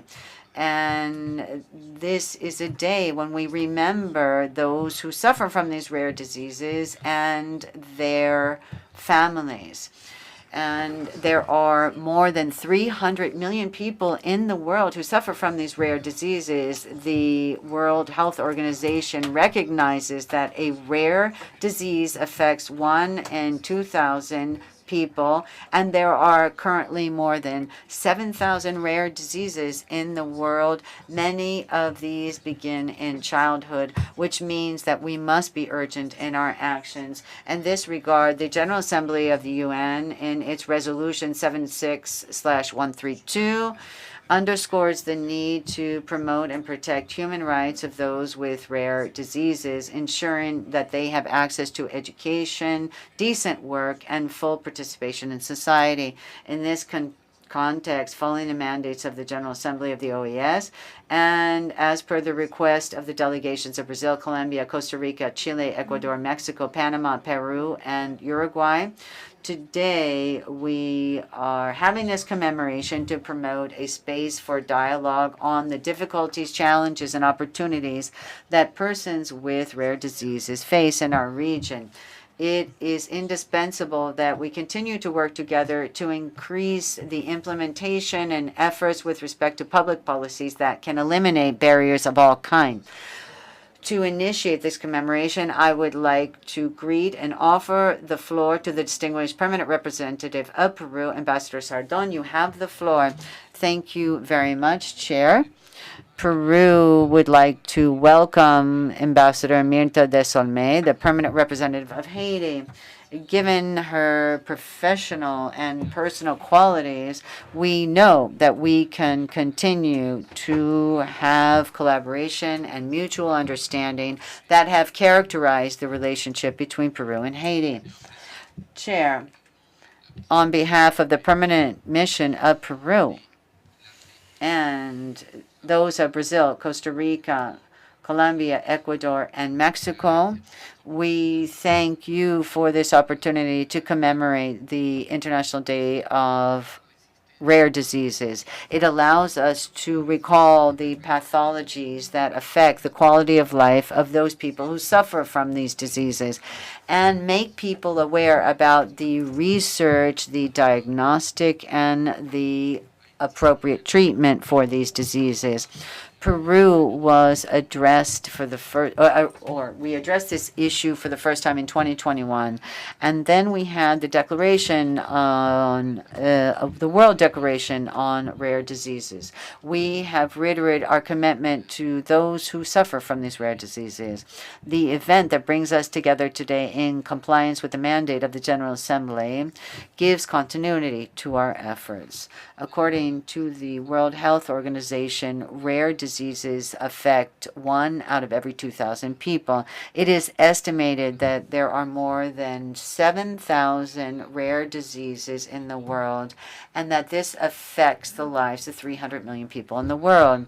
This reality is a challenge, and we need to strengthen our public policies on health, research, and support to provide the necessary access to services for those that suffer from these diseases. In Latin America and the Caribbean, the challenges associated with rare diseases are exacerbated by barriers which mean that people don't have specialized treatment or early diagnosis. Those that have these rare diseases may have other disabilities and may face discrimination, stigmatization, and difficulties in accessing health, education, and work. Our organization needs to play an important role in order to tackle these challenges. On this occasion, we will have the opportunity to hear from those who know about the challenges that are faced by those with rare diseases and their families. At the same time, we will see not only challenges, but the opportunities that we heard about at the second conference on rare diseases, Latin America and the Caribbean, which took place last year, and palliative care that is offered to those with rare diseases. Finally, this commemoration represents a valuable opportunity so that member states can share their experiences in implementing public policies and national strategies to benefit those persons who suffer from rare diseases. It is indispensable to continue to strengthen regional cooperation so that no one is left behind with regard to access to health. Thank you. Agradecemos la intervención del embajador.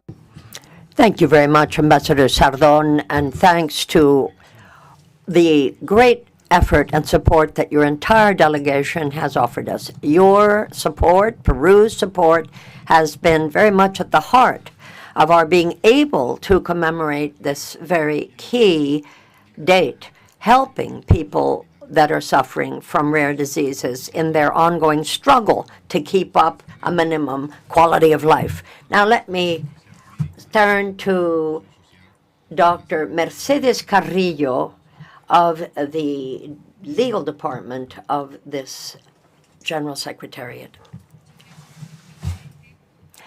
Thank you. Distinguished delegations, representatives, Distinguished Secretary General, Assistant Secretary General, the Department of Social Inclusion of the Secretariat on Access to Rights and Equity stands with you in celebrating today the Day of Rare Diseases, in which we commemorate their existence and the need to do more about them. We need to generate a better understanding of how people who suffer from those rare diseases get on day to day. So that's one part of it. The other part of it is the ongoing obligation, duty we have of continuing to work in the international context to put our heads together and do something more effective in the region. It is estimated that some 70 million people in this hemisphere live with some rare diseases, of which there are some 7 types. 1 out of 2,000 or 5 out of 10,000, take your choice, are affected.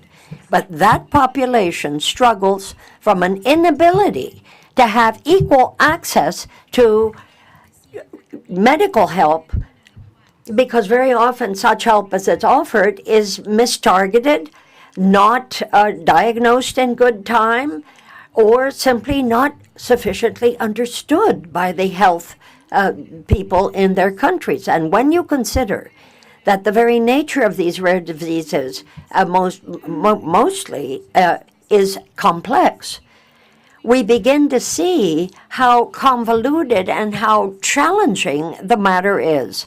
How do these people get on day to day? How do they move from place to place? All of this, I think, pushes us to look hard at what we can do in the legislative framework. What can we do, for instance, to ensure that those people are offering their free consent to this or that treatment, and certainly their access to it, not only with regard to physical infrastructure, but also equipment and medical attention. By the same token, the states must promote the prevention, the treatment, and the rehabilitation aspects of this paradigm. It's important that all those situations that compile the inability, the disability, that holds these people back, where intellectually, physically, psychosocially, they are held back, and they are kept from fully participating in society and feeling that they are full-fledged members thereof. So people who suffer from rare diseases, alas, are very often the victims of prejudice, of lack of understanding, a lack of empathy, and quite simply ignorance on the part of society. Not necessarily deliberate malice, but malice nonetheless, and a hardship for those who live with rare diseases. Think, for instance, of their right, as we all have a right, to be treated with dignity. That's what we're talking about here. So we're very pleased to have participated in February of 2023 to a video that focuses on these matters. And by the way, that video has been reproduced more than 8,000 times, 8K. So let me simply say that we are at your disposal, ladies and gentlemen, so that the member states can know more about these rare diseases and what you can do and your country can do to help those who suffer from them. We must work with civil society. There are a number of specialized groups that know a lot about this. And people with rare diseases deserve no less, and they must be considered in the national agendas so that a culture of respect for diversity is fostered and protected. This means that we need better national cooperation strategies so that, again, those people who suffer from rare diseases in the Americas can hope for something better in future. Thank you. Thank you, Ms. Mercedes Carrillo, for that statement, says the chair. I'm now happy to give the floor to Pedro Marlon Lucio, who has founded the health center Nossa Senhora dos Ramos from Brazil. You're very welcome to this permanent council. Please go ahead. I started fighting for people with rare diseases here in Brazil a long time ago, but I couldn't in a million years have imagined that I would be with you today. So it isn't just the diseases that are rare, it's the circumstance and the feeling I feel right now that is a bit weird or strange or difficult too. You can hear the emotion in my voice, and I send each one of you my warmest greetings. And I know that in doing so, I can pass on to the joy I feel day to day by knowing that my Lord Jesus Christ walks with me, and so too his blessed mother. So greetings to you in Washington, D.C., and great affection to all of you who, as member states of the Organization of American States, care about these issues. Thanks also, by the way, to the members of the Secretariat, and not least the chair of the Permanent Council, Ambassador Hector Arce, and each one of the delegations that are present today, not least the Permanent Mission of Peru, that together with Brazil pushed for consideration of rare diseases at this time.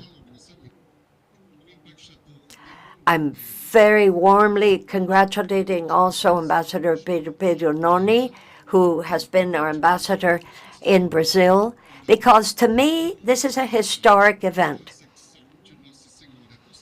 Our health center, Nossa Senhora dos Carros, I think is here to enlighten not only our own steps here in Brazil, but somehow the world at large.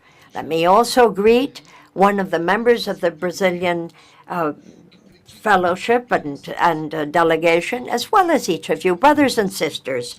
Without further ado, and I hope you don't mind my calling you my brothers and sisters, because that is what I feel. Let me tell you that lots of lives, I dare say millions of lives, are going to benefit from this meeting that you are holding today. Take a look at this, and I want to thank Fernando for this PowerPoint. This was put together, and I think is quite explicit and communicative as to what we're doing. Thank you, Fernando, for moving the slide on to the next one. Here you see the picture of the entrance to the health center. Nossa Senhora dos Ramos, Our Lady of the Palms,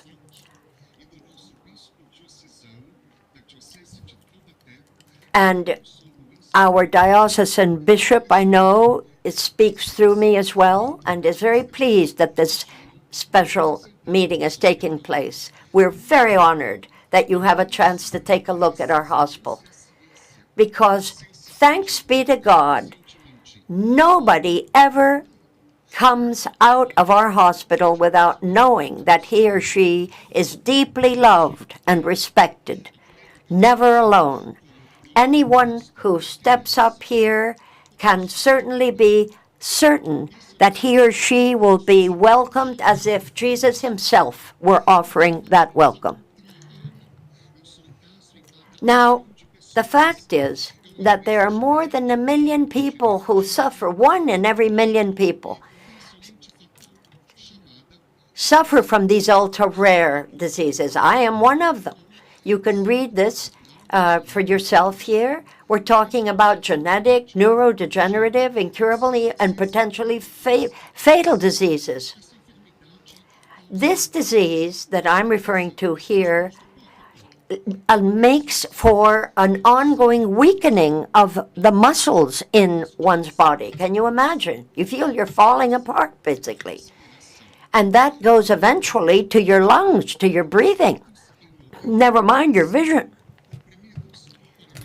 People have to take all kinds of pills, up to 295 pills a day I have to take to stay alive. I hardly believe it myself, but there you are.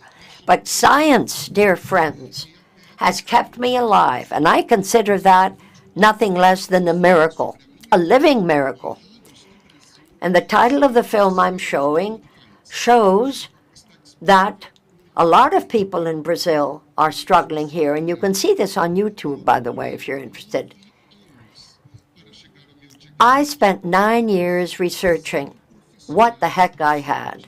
I went through the hands of hundreds of health professionals. And at the end of the day, the diagnosis came. I was by then 45, after 6 wrong diagnoses, but through the grace of God and my ongoing faith and the dedication of those who were determined to make a difference, the final diagnosis was able to be identified. And that was thanks to the Federal University of São Paulo and Dr. Rodrigo Ambrosio Folk, who diagnosed me, collecting my material and sending it to the Mayo Clinic in the U.S., where you are. I couldn't have accepted how long an odyssey this would mean, nor could I imagine the number of people that would be involved at the end of the day to reach this diagnosis. But in light of my own experience, I was moved to build a hospital. Little did I realize that this was the first hospital in the whole of Brazil on rare diseases, to specialize in these through comprehensive care. And this from a tri-dimensional attention, body, mind, and soul, not the one over the other, all equally important. So take a look at our clinical staff. Here you see this in Taubaté, in the state of São Paulo here, and you have a list here of all the different specialties: geneticists, neurologists, gynecologists, cardiogeneticists, pediatricians, speech therapists, psychologists, physiotherapists, nutritionists, rheumatologists, you name it. All of this in the hope that something so strange could be identified. And through the grace of God and science, I have been making, you might say, a great deal of lemonade out of untold numbers of lemons that I've had to deal with. But here we are, and if you're interested in knowing more, consult YouTube. Hoje eu tomo 283 comprimidos por dia. I take over 200 pills a day.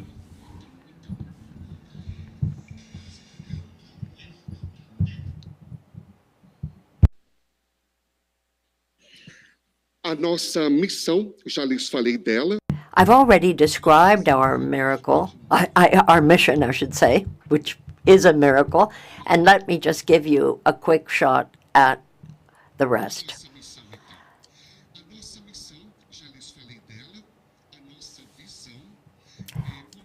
Having described the mission, let me very, very quickly again refer to the vision. I felt that to touch the wounded flesh of Christ in a person with rare disease, and Pope Francis has spoken about this, means that you would have a particular heart for the very sick, and to ensure that specialized treatment with professionals could be found, so that there could be, and that was what finally came to me as the mission that I was entrusted to carry out, to put together a unique center in Brazil where professionals, where voluntary people came forward to offer their help and to think especially to the poorest. We've already heard a little bit about the facts here, but let me just tell you, Brazil, 13 million people in my country, 300 million in the world suffer from what I have. 6,000 to 8,000 rare diseases. I'm living in Sao Paulo, where a great many people live with rare diseases, but 30% of children, as a matter of fact, die before the age of 5. 80% of these have genetic origin. And we only have 330 geneticists in Brazil all told, so that access to diagnosis, to treatments, to research, which are the pillars of our hospital, are difficult, but that's what we're offering. We have, by the grace of God, assisted 1,176 people with rare diseases through here and also Portugal, Italy, Dubai, and guess what? Switzerland are also countries where we have worked. Here you have a picture of the co-founders and the directors of the hospital. All of the people here are really, really, really devoted to the best possible quality of work. And here's our pastor, Bishop Dom Winsome, very beloved bishop, who became an ambassador for the rare. And here's the team. You can see for yourself that we are here to celebrate life. We have patients from far and near. And you can just continue, Fernando, flipping pictures with our patients, professionals in the health sector. And here you have the happy smiles of patients after treatment. Nobody leaves us without feeling better. And our patients are all ages, some of them quite young children. That's why we have playrooms. And here we're with His Excellency, the President of the Republic. Dr. Geraldo Alckmin was also present. He's part of our directors. And next you see that at our national standard, our national congress, I should say, Father Marlon was called to the plenary. And here you see Pope Francis to the right. And I gave him, this was last May, by the way, and I gave him a figure of Our Lady of the Rare. And Pope Francis, we have asked him to be the ambassador of the rare abroad. The maintenance of our work, of course, is something that we turn to you to contribute to. We are trying to broaden the scope of our next campaign. R$1, which is the Brazilian currency, like $1, $1 for one patient. You can make a daily or a monthly donation. Here is our bank account with all of the necessary information, the banking information for any contribution you may wish to make. By the way, as you can see here, R$1 is about almost $6. Here you have again the image of Our Lady of the Rare. This image of Our Lady was received by inspiration from the Lord. And we also have the most expensive rose in the planet, and that is the symbol of our work. You have all of the necessary data here, and you have my own particular data here. But let me simply close by telling you how deeply, deeply blessed we feel, and how much I would like to bless each of you in America where you now are. You're in my heart, and let me say, although I struggle with a rare disease, I have much love in my heart. I wonder whether you can see the trailer. Here we go.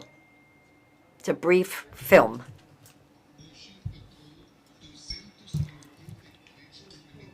I'm taking 288 pills a day.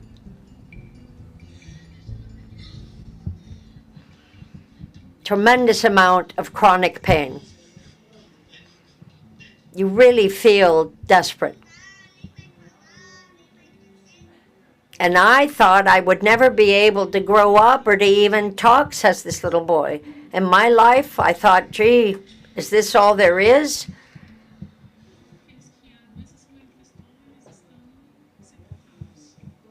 And I can't tell you how many people are dead.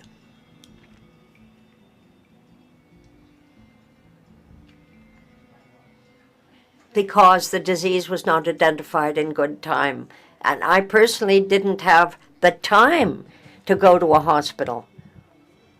I thought I had other tasks that the Lord had given me. Thank you so very much. And thank you. Thank you for your generosity, for the time you've allocated. I keep praying for America, where all of you are. And as I said, I have a rare disease, but guess what? The disease has not captured me and has not stopped me. So let me humbly simply say in closing that my community and the services of our hospital here in Brazil are here, and I bless each of you, and God bless all the good works you do.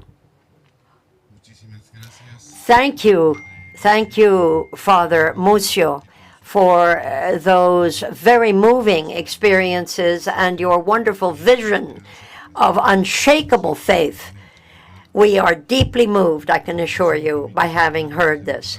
And let me now offer the floor to Marina Mendades, who is the director of the Peruvian Rare Disease Federation in Peru, and she is with us, and I'd like to give her the floor at this moment.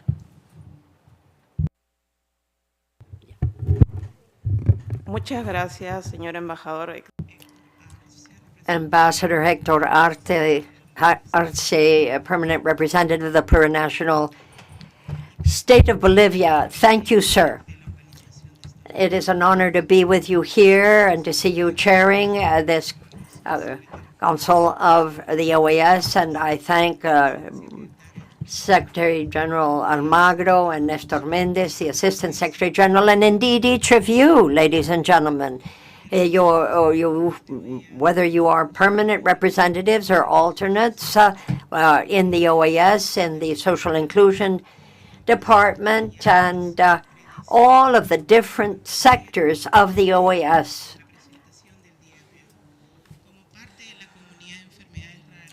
As a member of the Caribbean and indeed the Latin American community of rare disease exponents, I'd like to hail and to remember here the more than 700,000 people who live with rare diseases.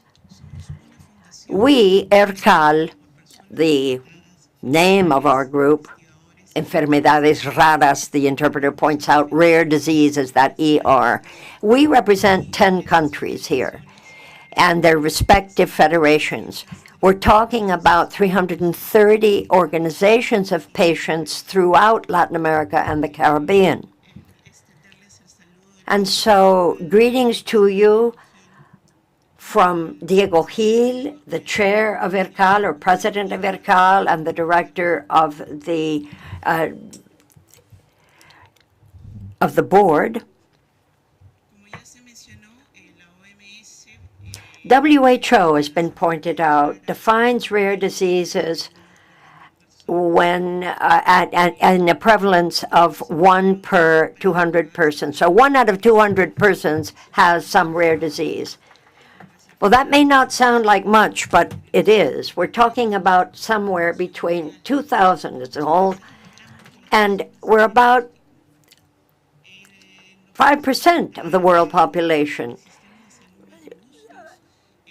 High-income countries are generally diagnosed somewhere between 4 and 6 years, but we in Latin America and the Caribbean know that that average isn't the same. We're talking about 4 to 12 years before anybody is properly diagnosed, as against 4 or 5 in some developed countries.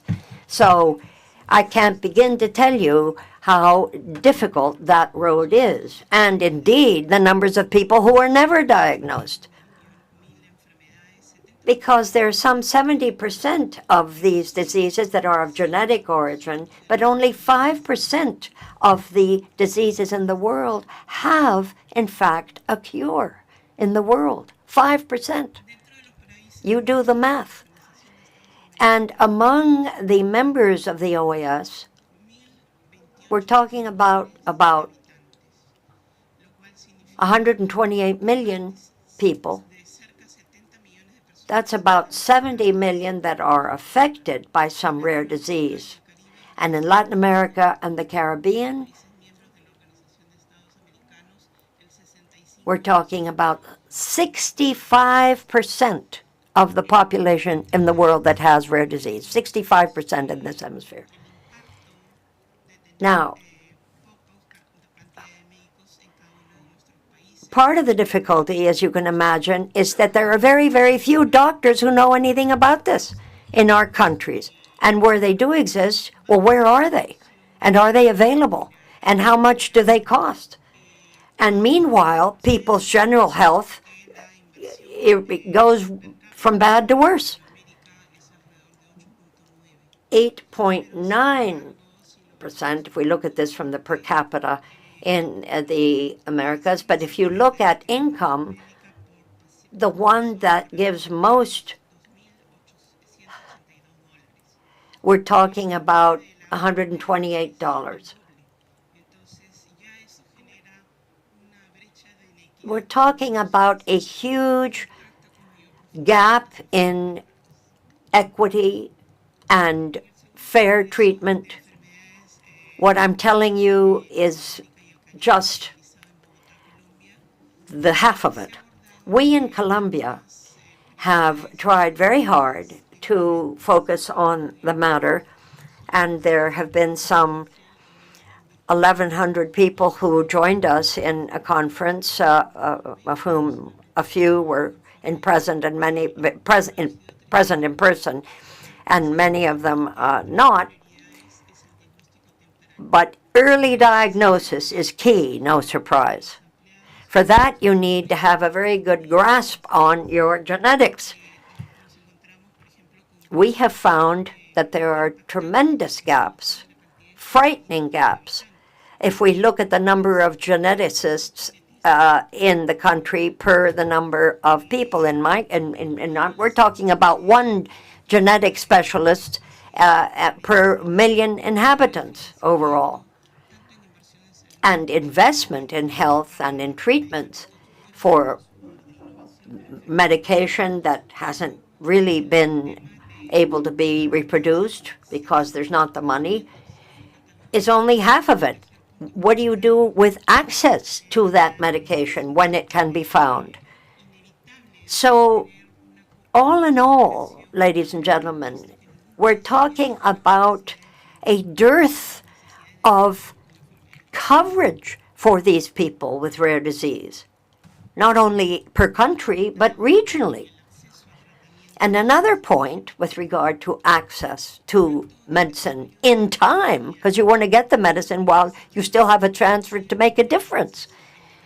The technology is a problem, the access is a problem, the evaluation of the technology, the approval of whatever technology is there, financing of that technology, and how long it takes for all of that to reach the patients. You can imagine what that means for health systems in the different countries.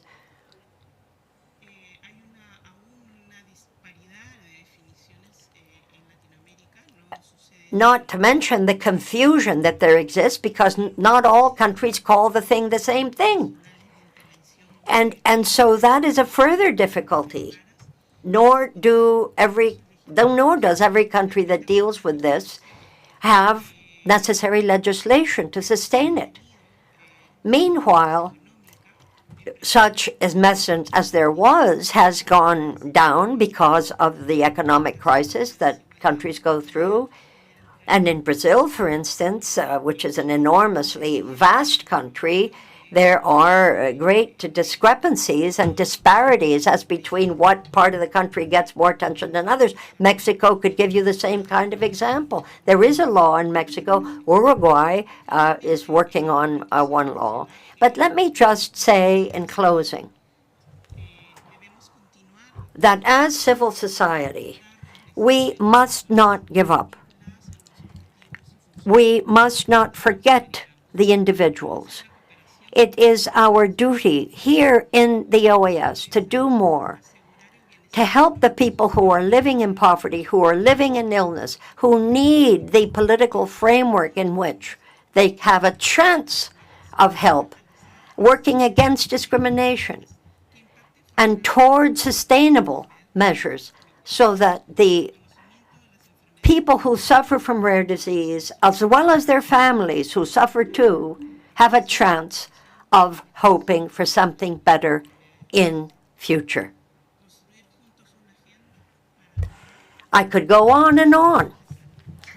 We have to build an agenda that'll make sense, that'll guide us as we go forward,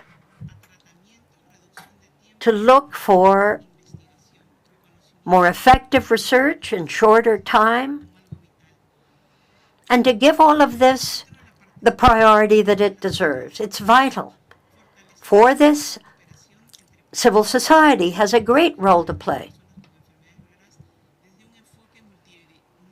And people who suffer from rare diseases shouldn't be looked at as a rara avis. You should be looked at as another great challenge. People who deserve, who suffer, and who deserve our assistance and our attention. Thank you so much. Muchas gracias. Thank you very much to Ms. Armendariz for being here with us. And to conclude this item,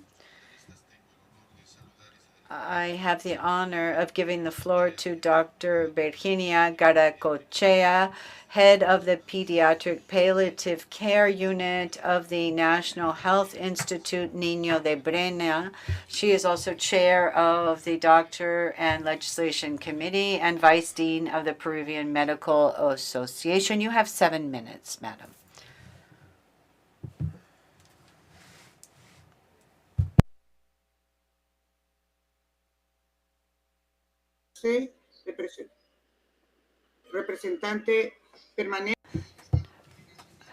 Permanent representative of the plurinational state of Bolivia, chair of the Permanent Council, Ambassador Arce. Greetings to Secretary General of the OAS, Luis Almagro, and the Assistant Secretary General, Nestor Mendez, and a greeting to all permanent and alternate representatives and the staff of the Department of Social Inclusion and the General Secretariat. I wanted to begin with my presentation. I have slides. If you can put my slides up. Why are diseases rare or orphan? From a medical point of view, they are rare because it has a very low prevalence. My other colleagues have talked about this, but they are important because the rates of morbidity and mortality is very high, and they are difficult to diagnose, and they're orphaned because again, they do not get the attention that they deserve at a medical level. There are very few specialized centers for care, very few doctors in general that specialize in rare and orphan diseases, and there are few treatments. Less than 5% of rare diseases have any kind of treatment. And what makes it worse, of these treatments rather, many of them are very burdensome. And sometimes, because of economic reasons, especially in our Americas, they are not available. The characteristics for most are diseases, or at least in my case that I've seen among pediatric patients, most of those lead to disability. They are chronic. They lead to terrible situations. And so they demand different kinds of health professionals. Most are of a genetic origin, and so they can reoccur in families. This means that during pregnancy, families at risk should have genetic assessments and evaluations done, especially those families who know that relatives have had children with rare or orphan diseases. There are also regions where we see these diseases more frequently, and in Peru, this is true in certain regions of the country. And this often happens in small towns where there's endogamy. And so many times there is marriage between close relatives. There is a very high cost for the family. Usually they're progressive diseases that lead to disabilities. Therefore, the families that have to face this, these families that have someone in them that has a disease, they usually suffer from poverty because they don't have resources to pay for the treatments. Furthermore, health policies do not support these kinds of patients. There is a law that exists in Peru. However, the law is not comprehensive and has many deficiencies. There is scant research that's done, and the curriculums for most medical schools do not include studies of rare diseases, and it is not a specialization that doctors have offered to them.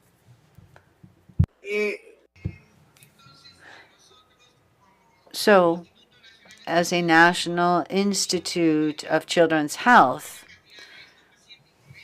we see many children with these rare diseases, and we wondered what could we do to try to help these niños and these children rather, and to treat these children. First, we thought about palliative care. Palliative care has to do with quality of life, how to give care and comfort to those who suffer from diseases that cut their lives short. 70% of those who suffer from rare diseases need palliative care. They need spiritual care, they need also care of the body and care of the mind. this care should begin when children and others are diagnosed. Whether there are treatments or not, this care is necessary.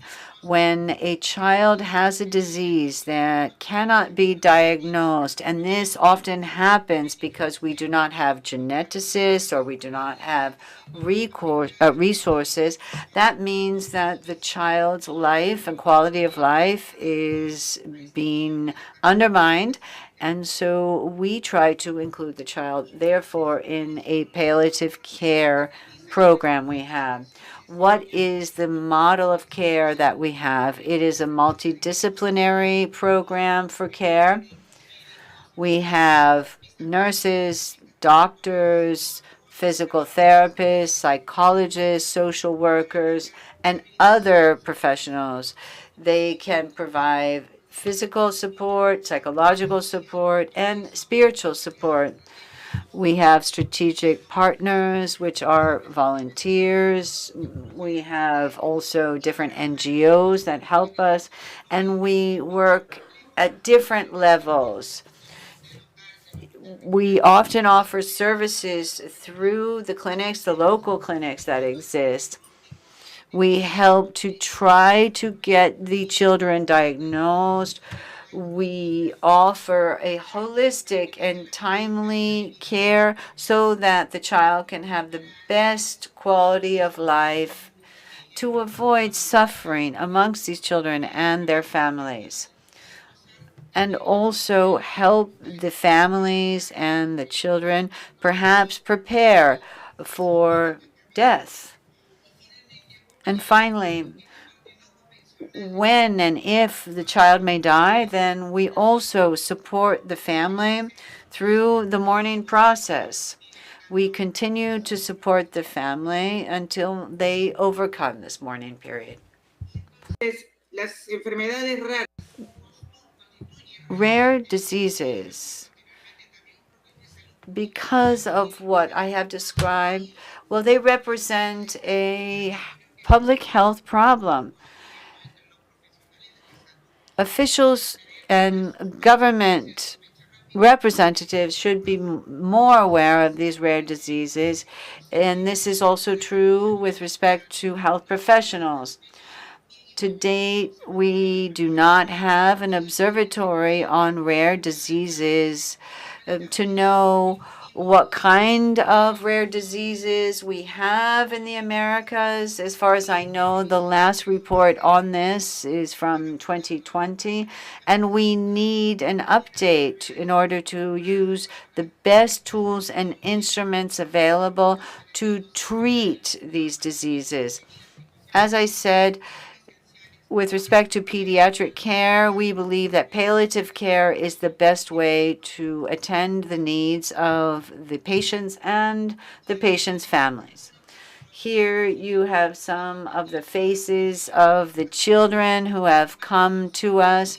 Some of them are no longer with us, and they suffer from different kinds of rare diseases. But while they're with us, we want them to have the best life possible, and we want the family to receive training so they know how to help their children and so that they're prepared for the end.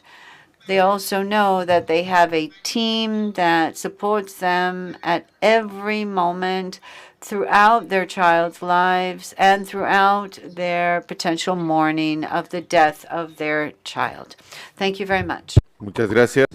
Thank you very much, Dr. Varacochea. We really appreciate your presentation. I'd now like to offer the floor to those delegations that would like to speak to this issue. Brazil, thank you very much. Que com suas intervenções nos ajudaram a entender melhor a realidade das pessoas que vivem. I want to thank you for this opportunity to address this very important issue of persons living with rare diseases. And we've heard from Colombia, Ecuador, Costa Rica, Mexico, and Guatemala, all of which have participated in the initiative described.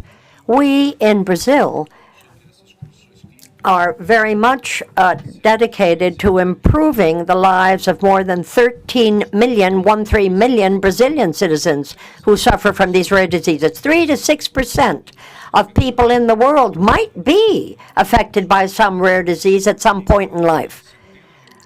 And that would lead us planet-wide to talking hundreds of thousands of people. 5,000 types of rare diseases at our last count that come from genetic reasons, climate, environment, you name it. Mostly these diseases are characterized by very, very different types of symptoms.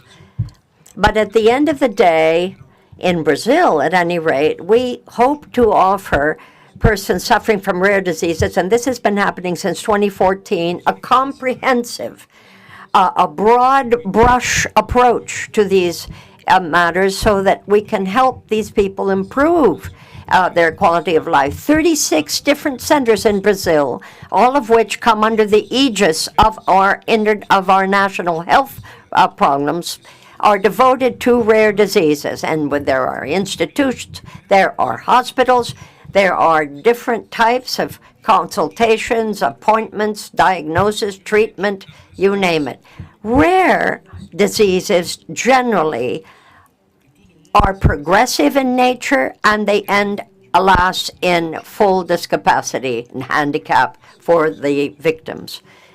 So it's something that affects society, and this is not helped by the fact that very often two things. The diagnosis comes late, and secondly, there is a dearth of sufficient places that can deal with it.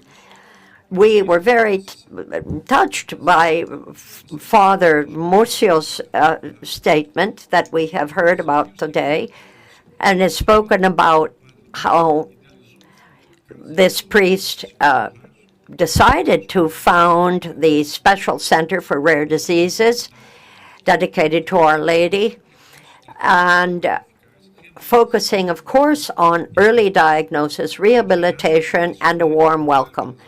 This work of Father Marlo and the very great number of voluntary people who offer their services really offers a very deeply moving testimony, we believe. Of course, good practices need to be recognized and shared. But at the end of the day, both governments and companies need to do more and must be more committed to developing new medical protocols to fight these diseases better. The statistics talk about rare diseases, but for hundreds of thousands of people, they're not rare. What is rare is the medical attention that can be offered and the money devoted to it. That is rare. Thank you. Thank you, Ambassador. The Ambassador for Colombia has the floor. Thank you. Thank you, Chair. I'd like to thank the Ambassador from Peru, Jose Luis Sardon, for having brought this item to our order of business. I'd like to thank also our presenters who have shared enlightening information with us, all these figures and these explanations they provided. Father Marlo, thank you so much for your graphic and moving explanation. And it reminds us of other explanations we've heard on other occasions. And this is a crucial issue with respect to global public health. Colombia reaffirms its commitment to holistic care for those that suffer from rare and orphan diseases. This affects 92,000 people in our country, and of them, more than 50% are women, and 30.2% have less than 20 years of age. We have identified thousands of rare disease, multiple sclerosis, the Guillain-Barré syndrome, and many others. Although in cities we have treatment, we need to give equitable access throughout our nation. To strengthen the care of these kinds of diseases, we have a solid framework that we've developed. We have a national plan to manage rare diseases, 2020-2024. We have a neonatal screening program. This has allowed us to identify more patients, increase certifications of disability, and also to have networks for diagnosis and treatment without barriers. But we are still facing barriers with respect to medical insurance companies, clinics, and also specialized diagnoses.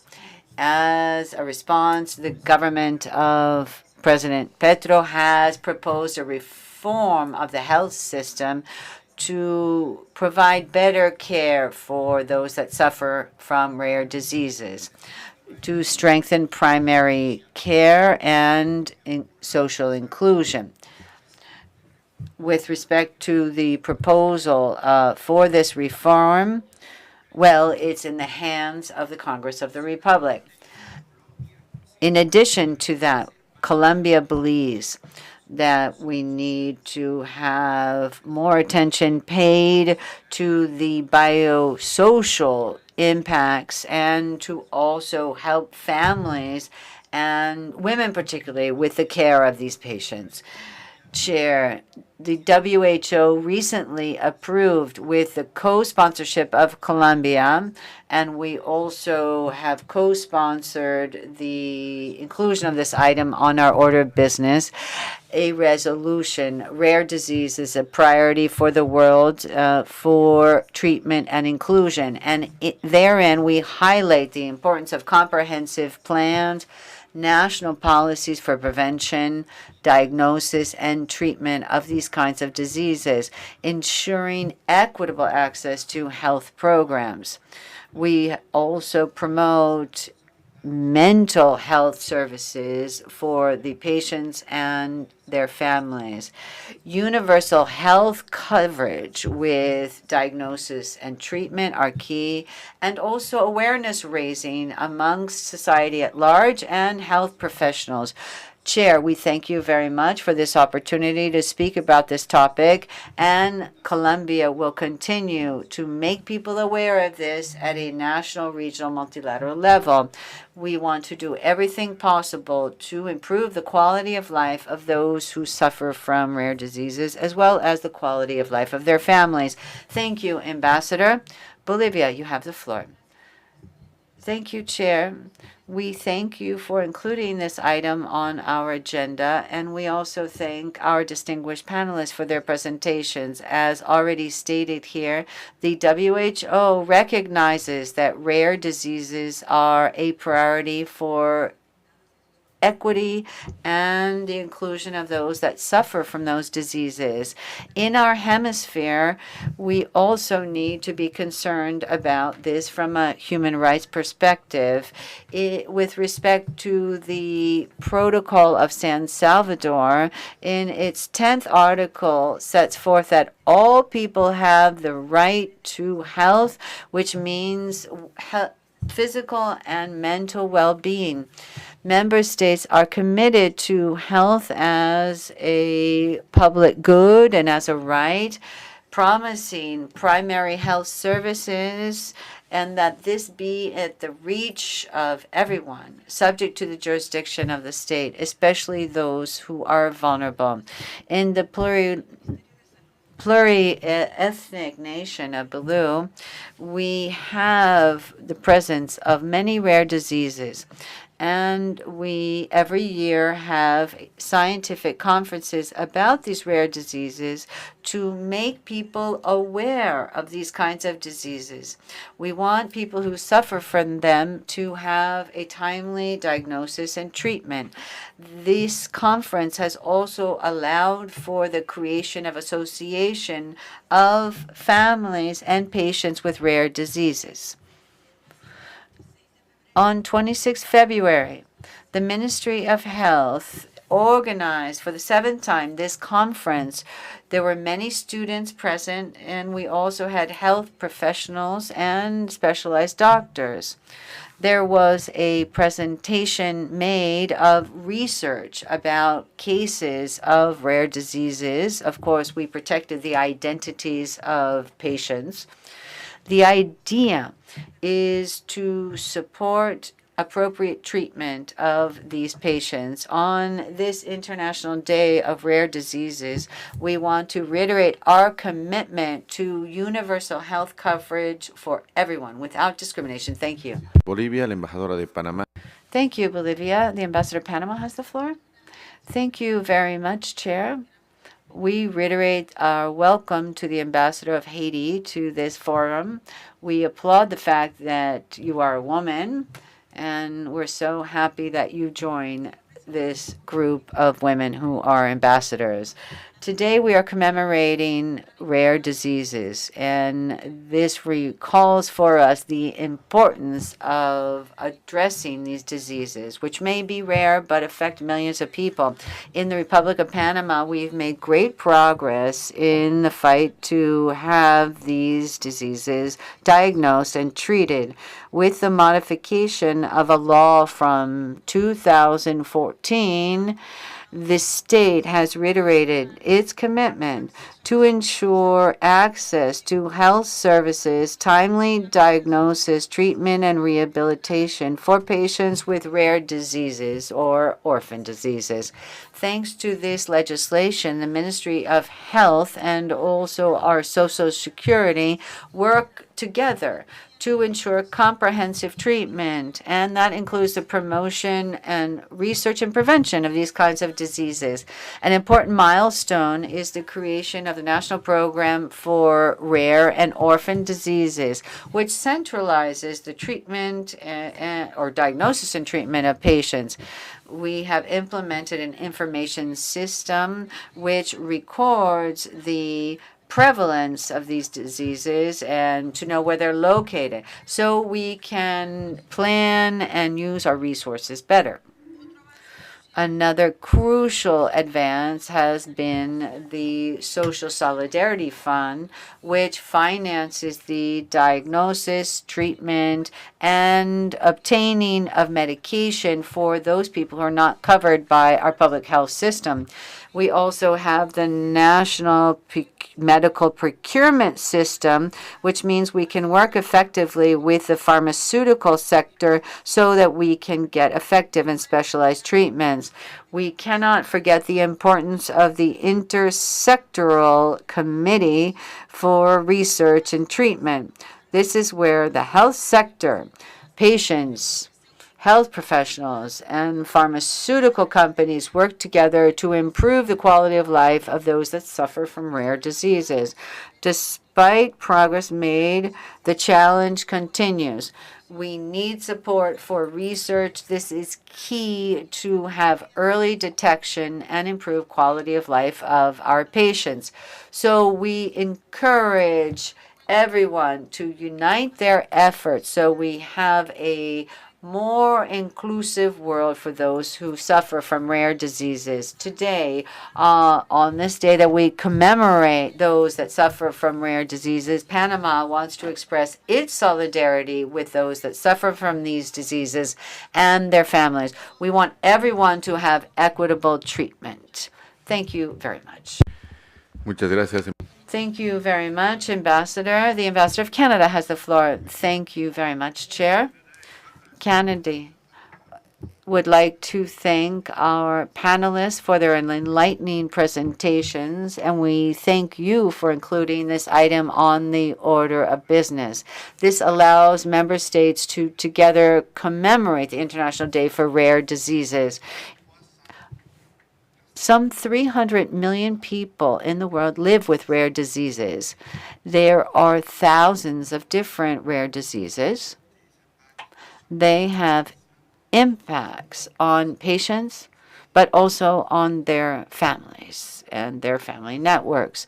Unfortunately, treatments are not available except for treatments for a few of those diseases.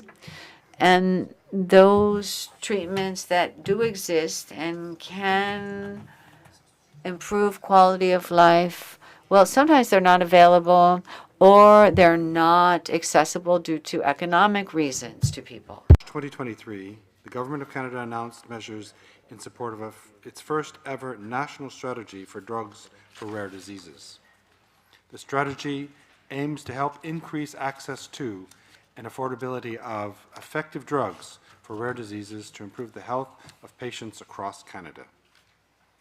In our hemisphere, Canada is proud to have joined efforts with the Pan American Health Organization, PAHO, to eliminate trachoma in Latin America and the Caribbean.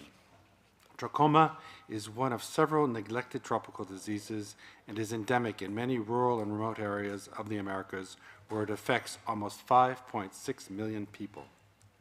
Indigenous populations in the Amazon basin are disproportionately affected by this disease. With Canada's support, PAHO is working to expand technical cooperation in 10 member states: Guatemala, Brazil, Colombia, Peru, Venezuela, Bolivia, Ecuador, El Salvador, Haiti, and Mexico, to strengthen surveillance and expand treatment for this disease. The aim is to reach up to 10 million people over 5 years.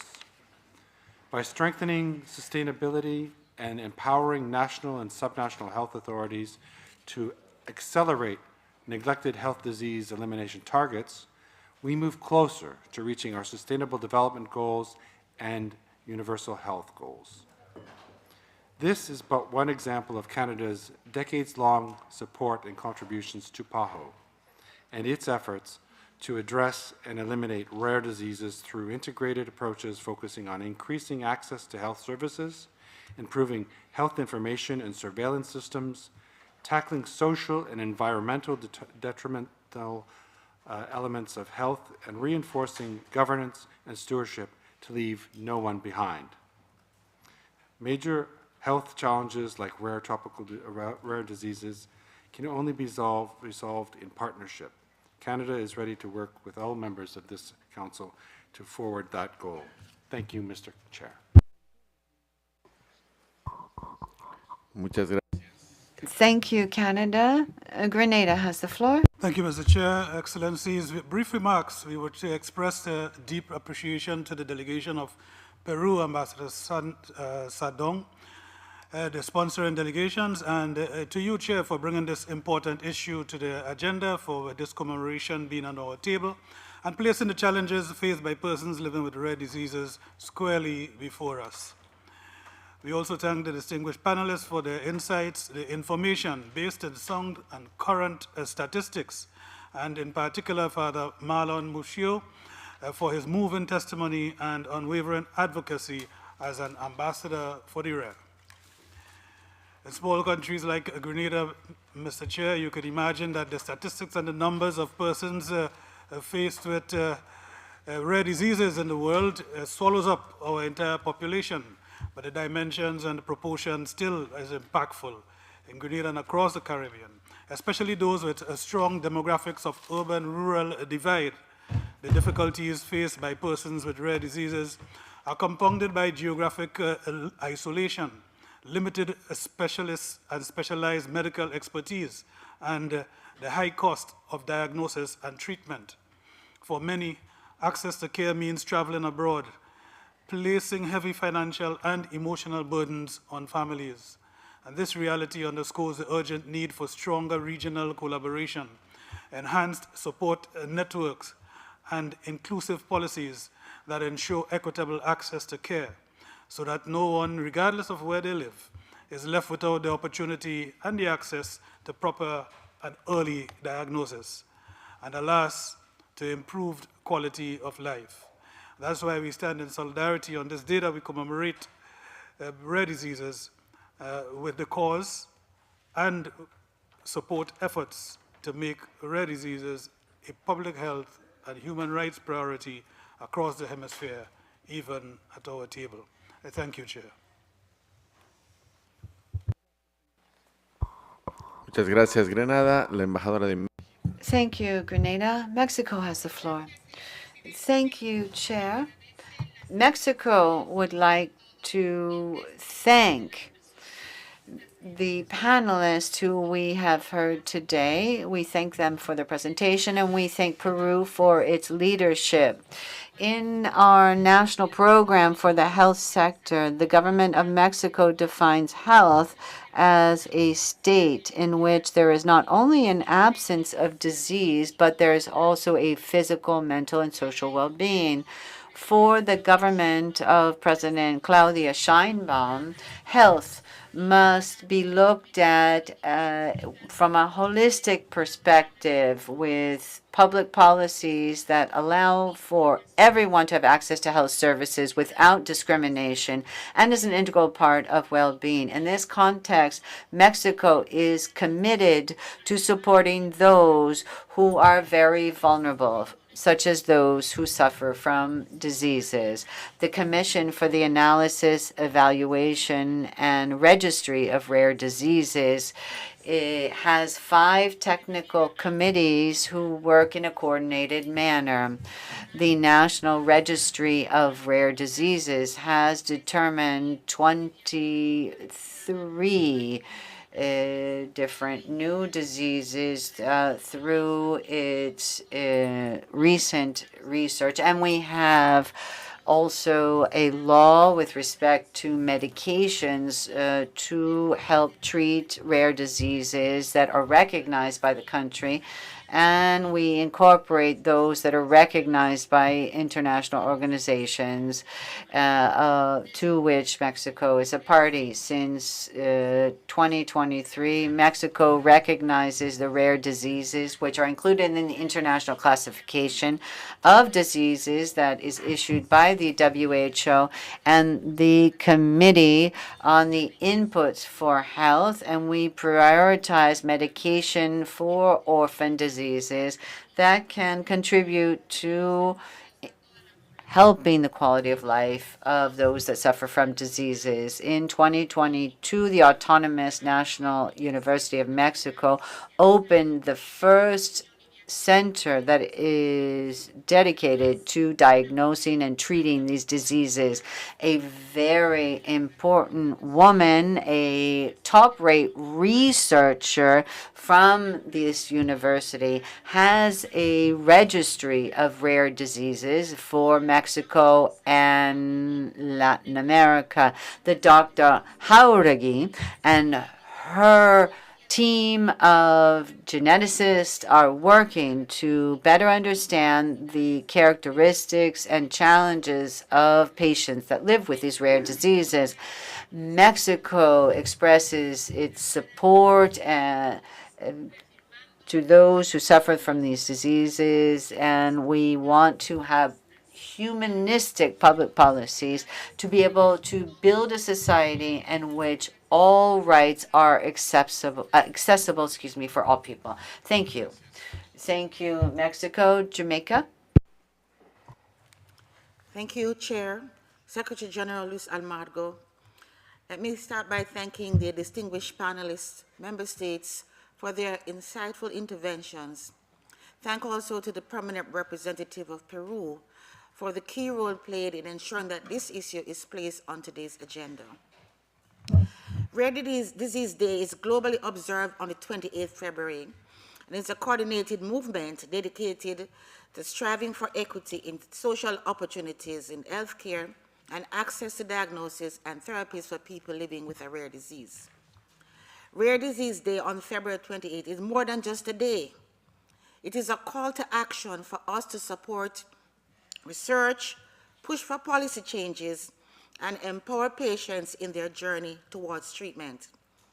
Since its creation in 2008, the commemoration of Rare Disease Day has played an important role in raising global awareness, driving advocacy efforts both at the national and international levels, and building an international rare disease community.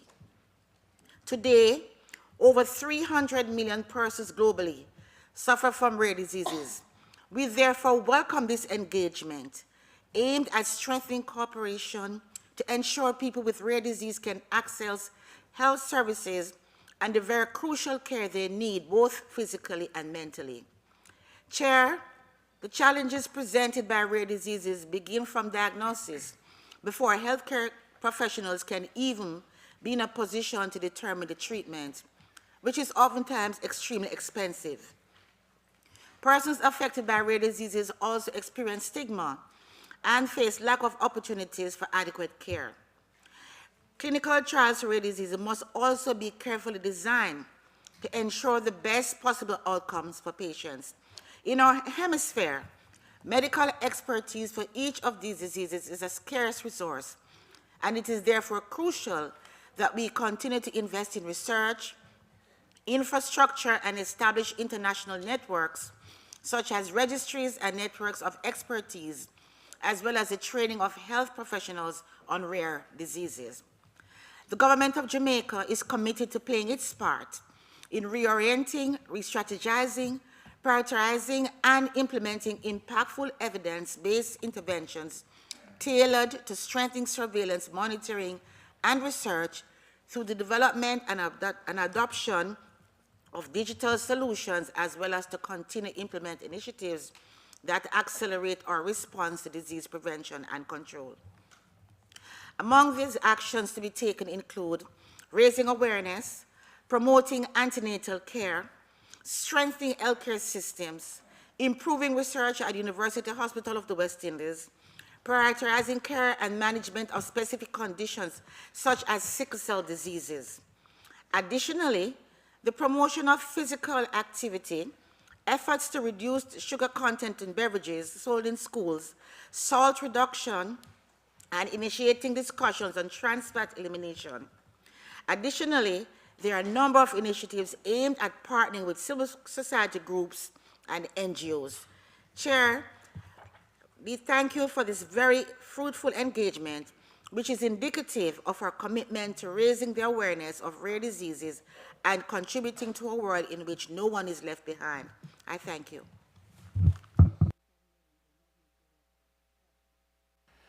Gracias, Jamaica. La embajadora de Costa Rica. The ambassador for Costa Rica is recognized. Thank you. Chair, it is an honor for Costa Rica to join in this commemoration of the World Day on Rare Diseases. And one reason for it is that people who are actually living with rare diseases offer very glaring examples of how critical it is that we do better in the health sector, not only for those people, but certainly also for their families. And we're very grateful here to have heard Ambassador Sardón of Peru speak, as well as those who have intervened, Ms. Mercedes Carrillo, Ms. Armendariz, who was with us here, and the virtual testimony from Ms. Garaycochea of Peru. Congratulations to you all. Not to forget Padre Mario Murcio, who was virtually with us from Brazil. What a beautiful example of devotion and commitment to a cause.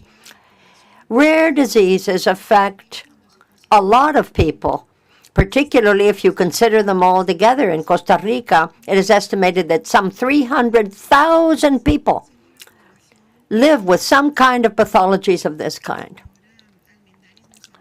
Ms. Armendariz was talking about 70 million persons throughout the world.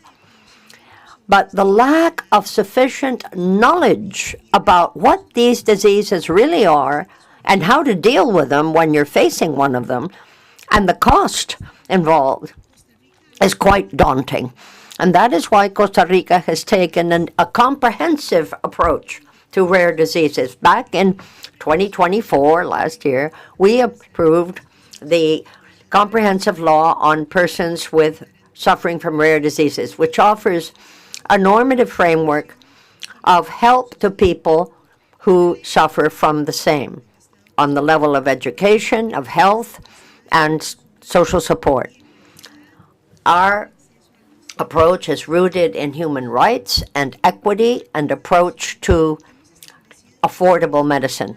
We've set up a national registry and epidemiological surveillance on rare diseases that allows us to compile sufficient data and the proverbial database for us to know more, to be able to do more about them.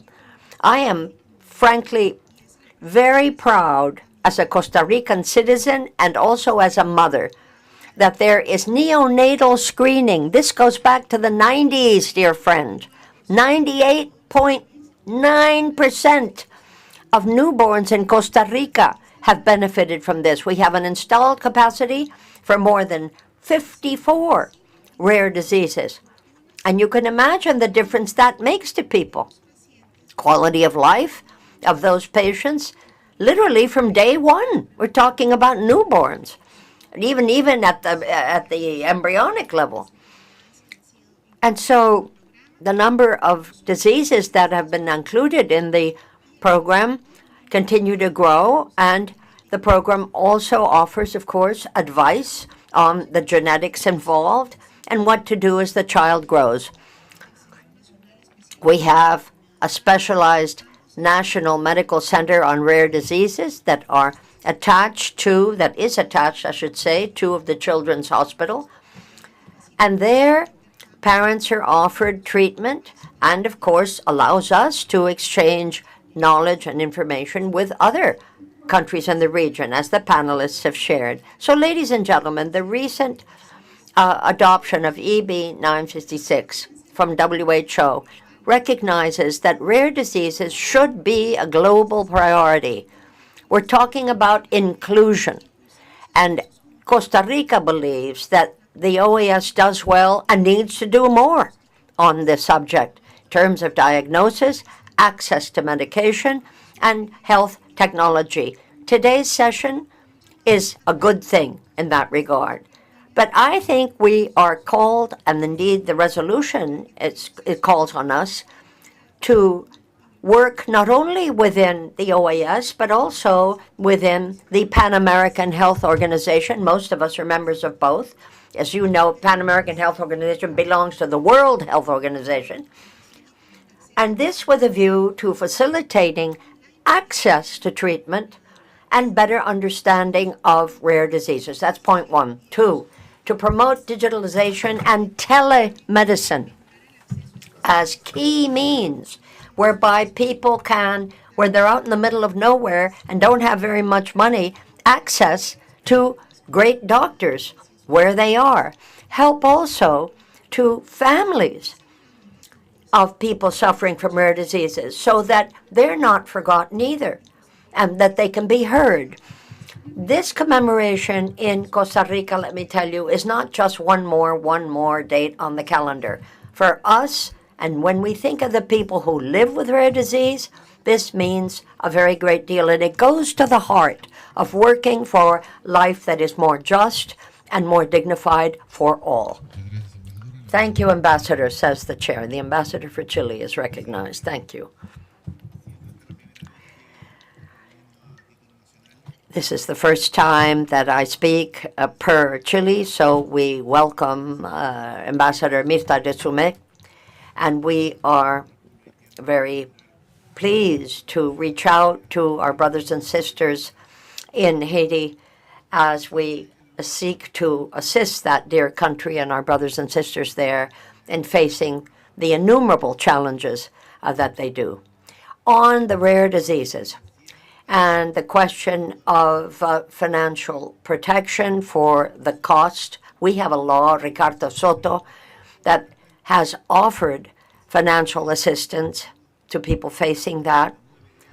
And our health system has a program that covers 8 of the 9 objectives we face for ourselves. It's linked, of course, to our national health system. But in the immediate future, we still need to better define what rare diseases entails and to, of course, come up with a proper list of patients. But I don't think in the broader context we're going to get anywhere if we don't do more together. There needs to be a better understanding of common challenges, and such organizations as the World Health Organization and its regional antenna, that is PAHO, the Pan American Health Organization, are, of course, key to the problem here in this hemisphere. We do well to think of pooling purchases. This is not a rare provision. You share the risk, you share the cost, when you have a shared problem. So we're very grateful to those who have contributed to the system, and indeed on this subject to the panelists. We also want to think of the families, you know, who live with those who are ill, and the caretakers. This is a broad brush, and even when the sick person is focused on, everybody who was around that person needs also to be remembered. Bless them. Thank you. Thank you. The Ambassador for St. Kitts Nevis is recognized. Thank you, Chair. Distinguished delegates, esteemed colleagues, good morning. Chair, at the outset, I would like to express our appreciation for including this item on today's agenda and to thank the distinguished panelists for their insightful and deeply moving presentations. The delegation of St. Kitts and Nevis is honored to join you today in recognizing World Rare Disease Day, which is celebrated this year under the theme, More Than You Can Imagine. This observance is a testament to the importance of raising awareness, promoting research, and advocating for those affected by rare diseases, many of whom face unique challenges in accessing proper diagnosis, treatment, and support. Unfortunately, in our sub-region, this day is not widely commemorated, largely due to the small size of our populations, where rare diseases are exceptionally uncommon. Yet, the rarity of these conditions should not and does not diminish the urgency with which we address them. The National Organization for Rare Disorders has documented a vast list of such diseases, many of which remain unfamiliar to us. However, our commitment to ensuring the well-being of all citizens, regardless of the rarity of their conditions, remains steadfast. St. Kitts and Nevis continues to strengthen its healthcare system to provide high-quality medical care, including for those affected by rare diseases. When a child presents with concerning symptoms, our healthcare professionals undertake thorough diagnostic investigations, including advanced imaging, laboratory tests, and genetic screening, some of which require overseas processing. Notably, just this week, our Ministry of Health commissioned a state-of-the-art CT scan machine with an MRI unit soon to follow. In addition, we are increasing the number of medical specialists on staff, including pediatric endocrinologists and neurologists, to enhance patient care. For cases requiring specialized treatment abroad, St. Kitts and Nevis has established partnerships with organizations such as the Pediatric Assistance League of St. Kitts and the World Pediatric Project, ensuring that children in need can access life-saving care beyond our shores. Moreover, through our Ministry of Social Development and Gender Affairs, financial assistance is available to help families cover these medical costs. While our population may be small, our dedication to healthcare is unwavering. On this commemoration of World Rare Disease Day, St. Kitts and Nevis reaffirms our commitment to strengthening support systems, expanding access to medical expertise, and standing in solidarity with those affected by rare diseases, because their needs are indeed more than we can imagine. Thank you. Muchas gracias, St. Kitts and Nevis. Guatemala. Thank you very much, Ambassador. Kitts Nevis, the Ambassador for Guatemala, is recognized. Thank you. We are very proud to have co-sponsored this Day on Rare Diseases. It is a matter of great importance which affects some 300 million people throughout the world. I'm afraid that I don't have the data on Guatemala that I would wish to share, but we estimate that there are probably more than 7,000 medical conditions that come from there, and some 8,500 Guatemalans are probably affected.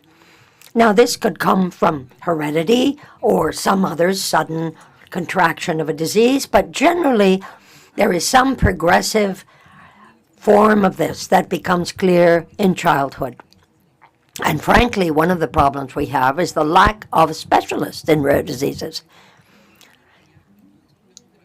We don't have sufficient geneticists or labs that work on matters that could illuminate in medical understanding of the matter and the families, to which we have to add the fact that there is a great difficulty in actually obtaining the drugs necessary to treat rare diseases.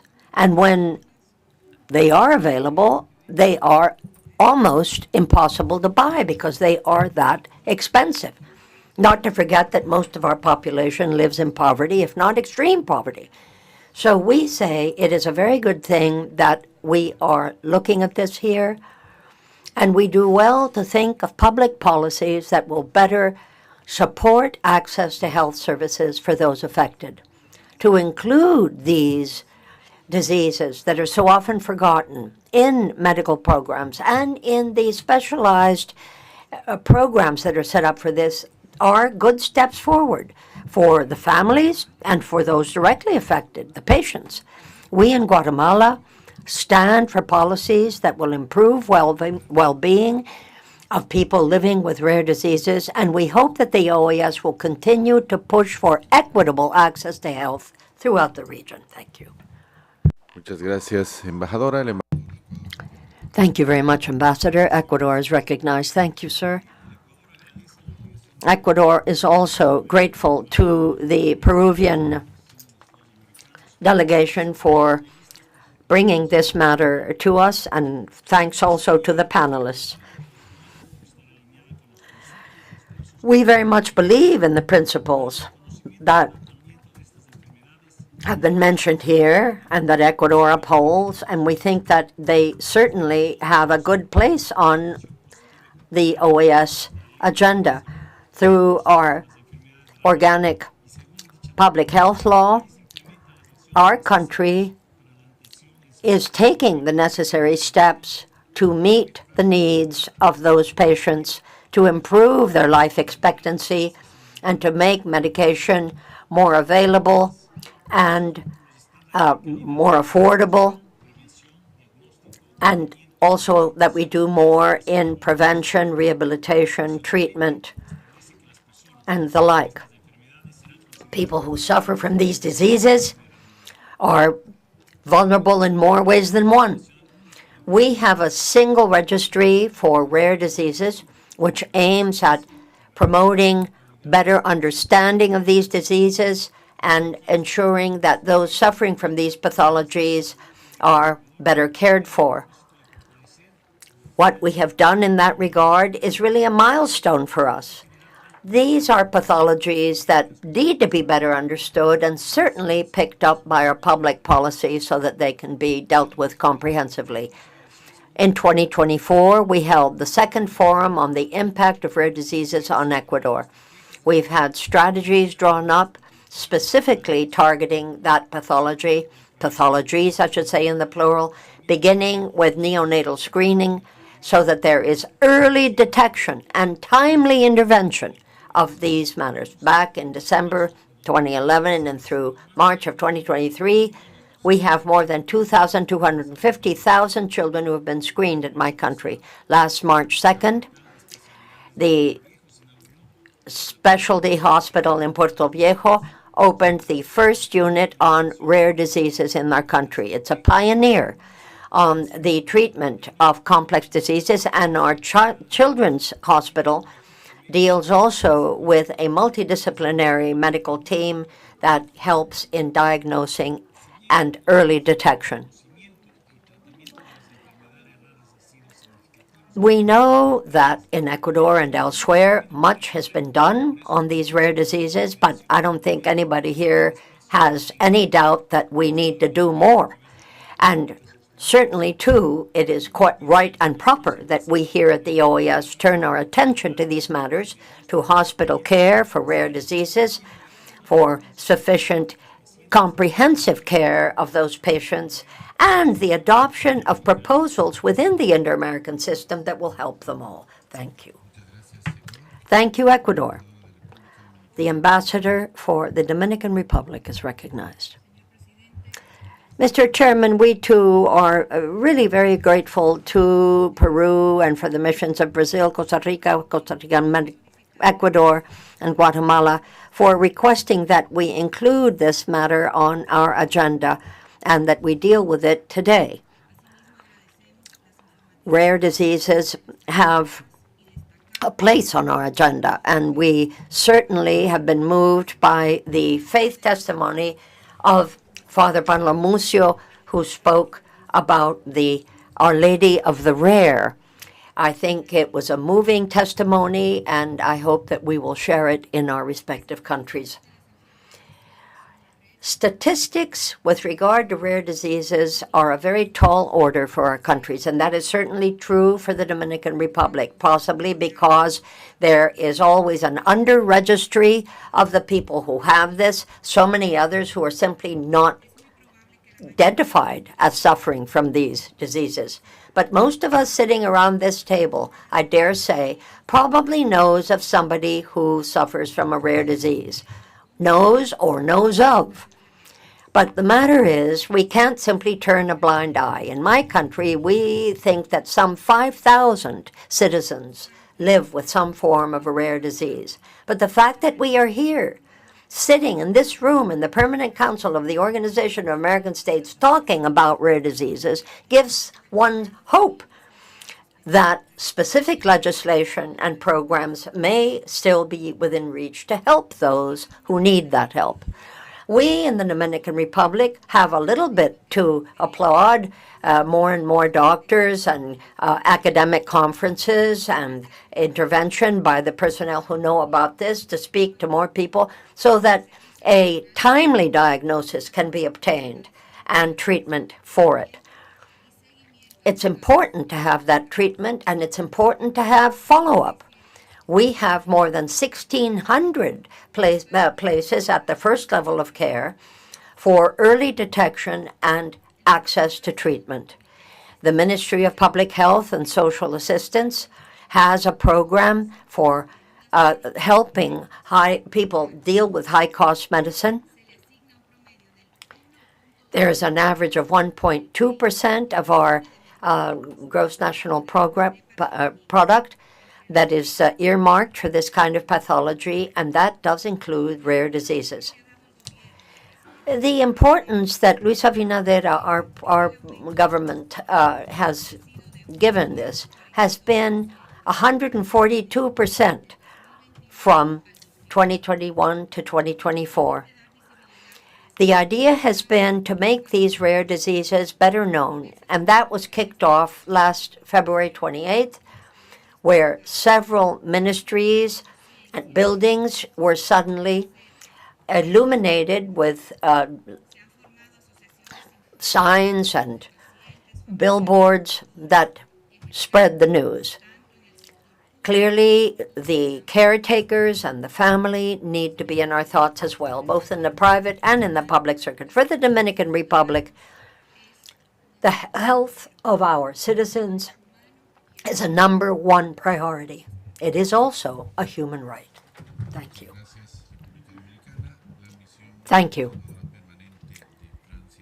France has the floor.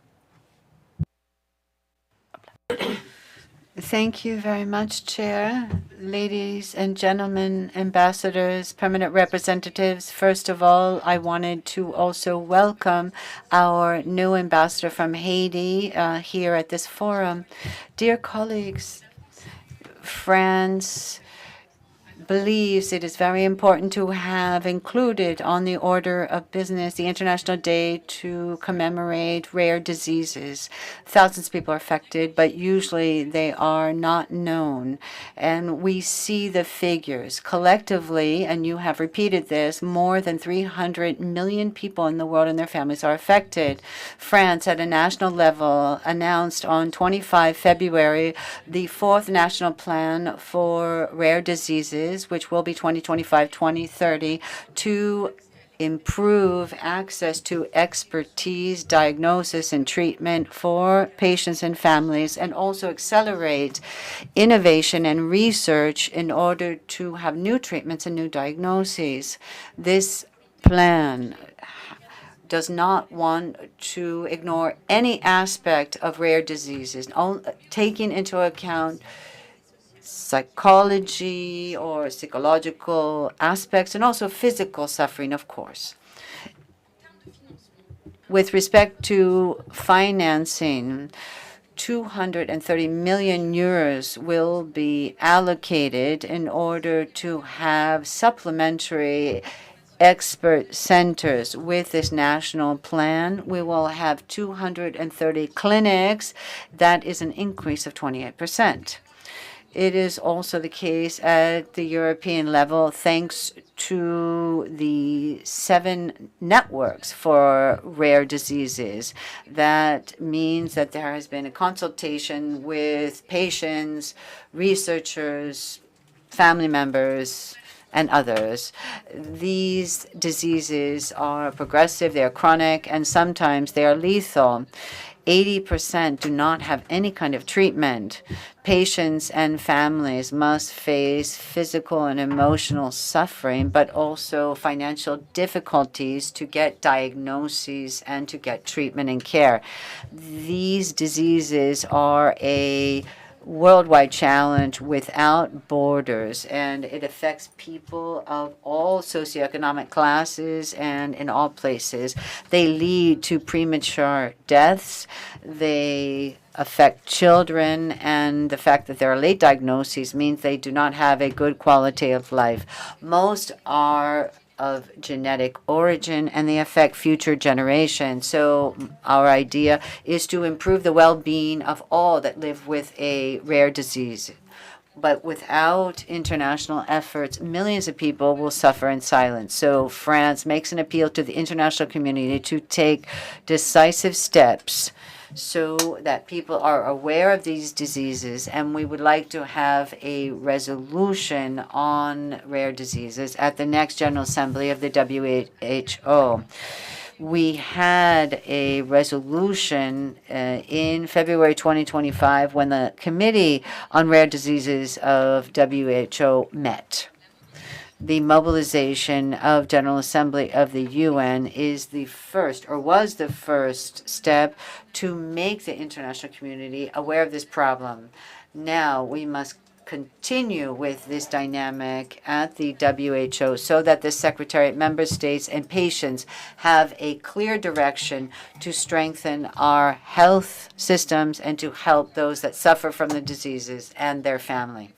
We must be effective to respond to the patients that suffer from rare diseases. And this must happen nationally and regionally. We need to care for those that suffer from all diseases. Thank you. Gracias. Thank you to the permanent mission and permanent observer mission, of France, and I give the floor to the Secretary General. Thank you, Chair.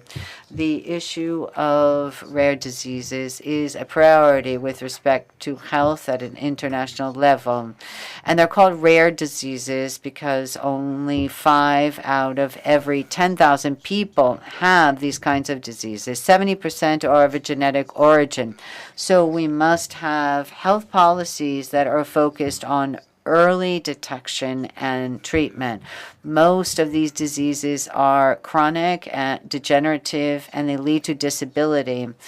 And we believe that many people in the world, obviously 300 million, suffer from these diseases.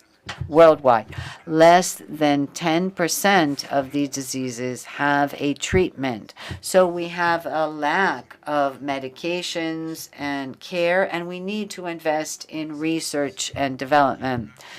The suffering undermines quality of life for patients and family.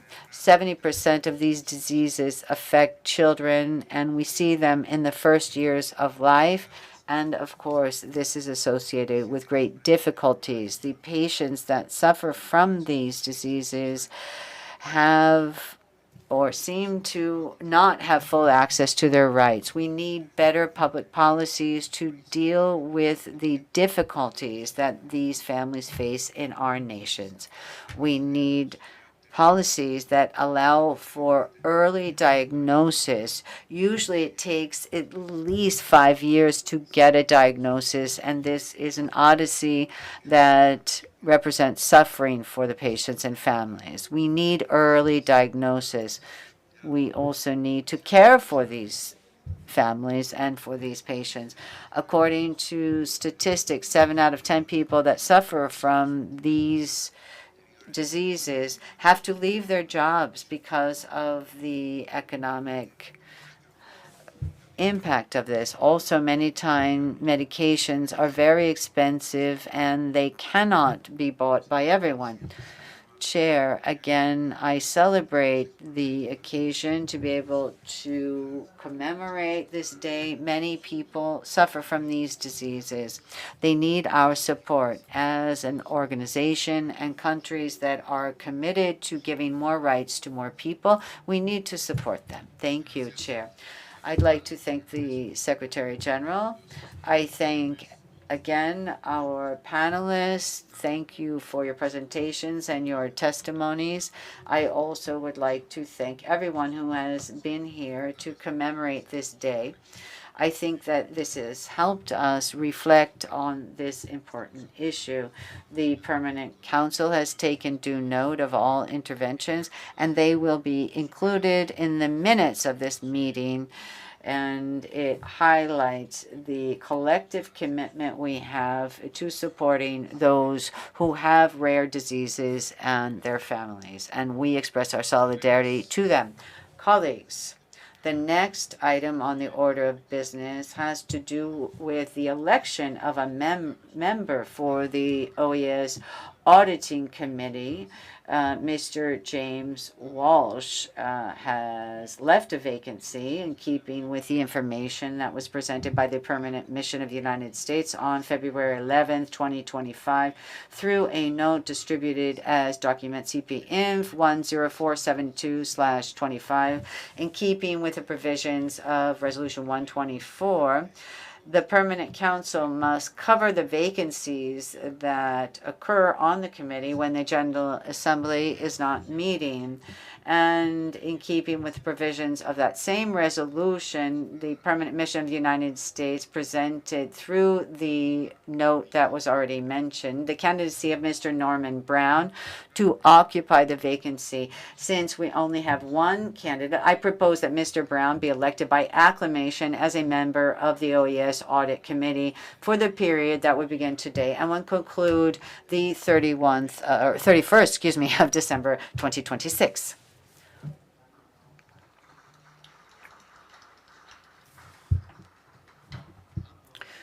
Approved.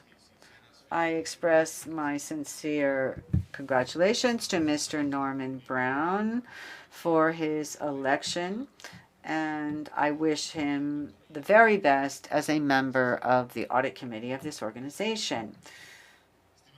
Esteemed colleagues, we will now consider the draft declaration for the inclusion of Spanish as an official language of the International Court of Justice. This was presented to the Permanent Council per request of the Permanent Missions of Bolivia, Chile, Colombia, Costa Rica, Ecuador, El Salvador, Guatemala, Honduras, Mexico, Panama, Paraguay, Peru, Dominican Republic, and Uruguay, all of which are members of the Circle N of Friends of the Spanish Language, contained in document CP Doc 6065/25 Rev 1.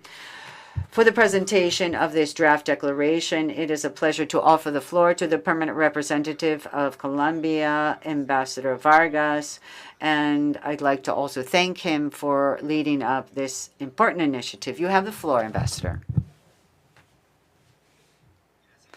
Thank you, Chair.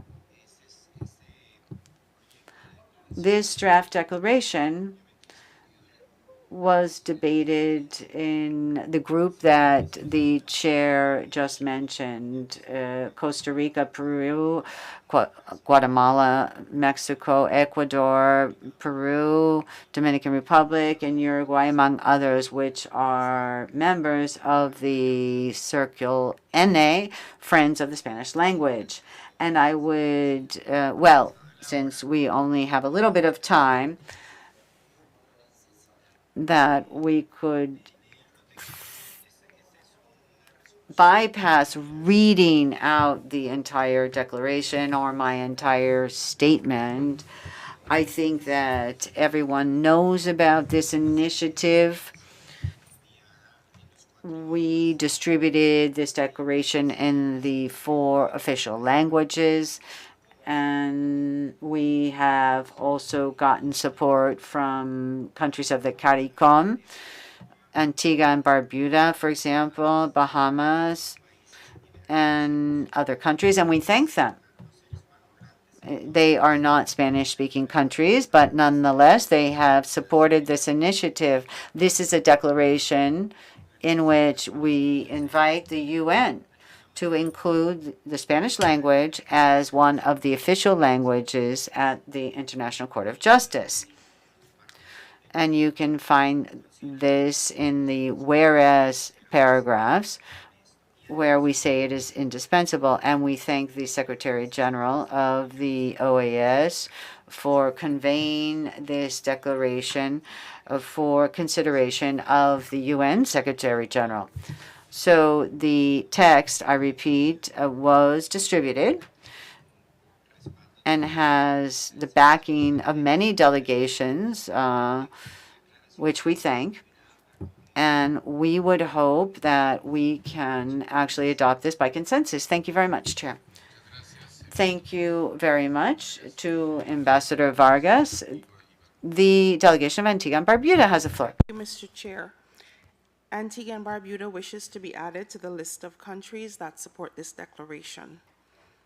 We support the inclusion of Spanish as an official language of the International Court of Justice. Spanish is the second most spoken language in the world, with over 460 million native speakers across numerous countries, many of which are members of the United Nations and parties to cases before the ICJ. As a global institution dedicated to promoting justice and the rule of law, the ICJ must ensure it is accessible to all. By recognizing Spanish as an official language, the court would reflect the linguistic diversity of the world, promote inclusivity, and guarantee that Spanish-speaking nations can fully participate in legal proceedings, ensuring that all voices are heard on equal terms. Thank you.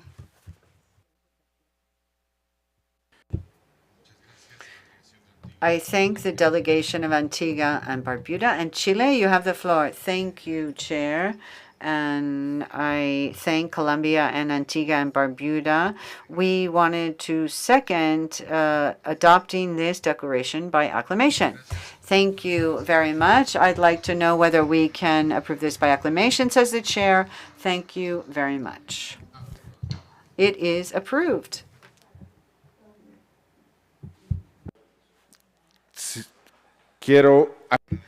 I would like to thank once again now 15 countries with the valuable inclusion of Antigua and Barbuda who have accepted this initiative and have supported it.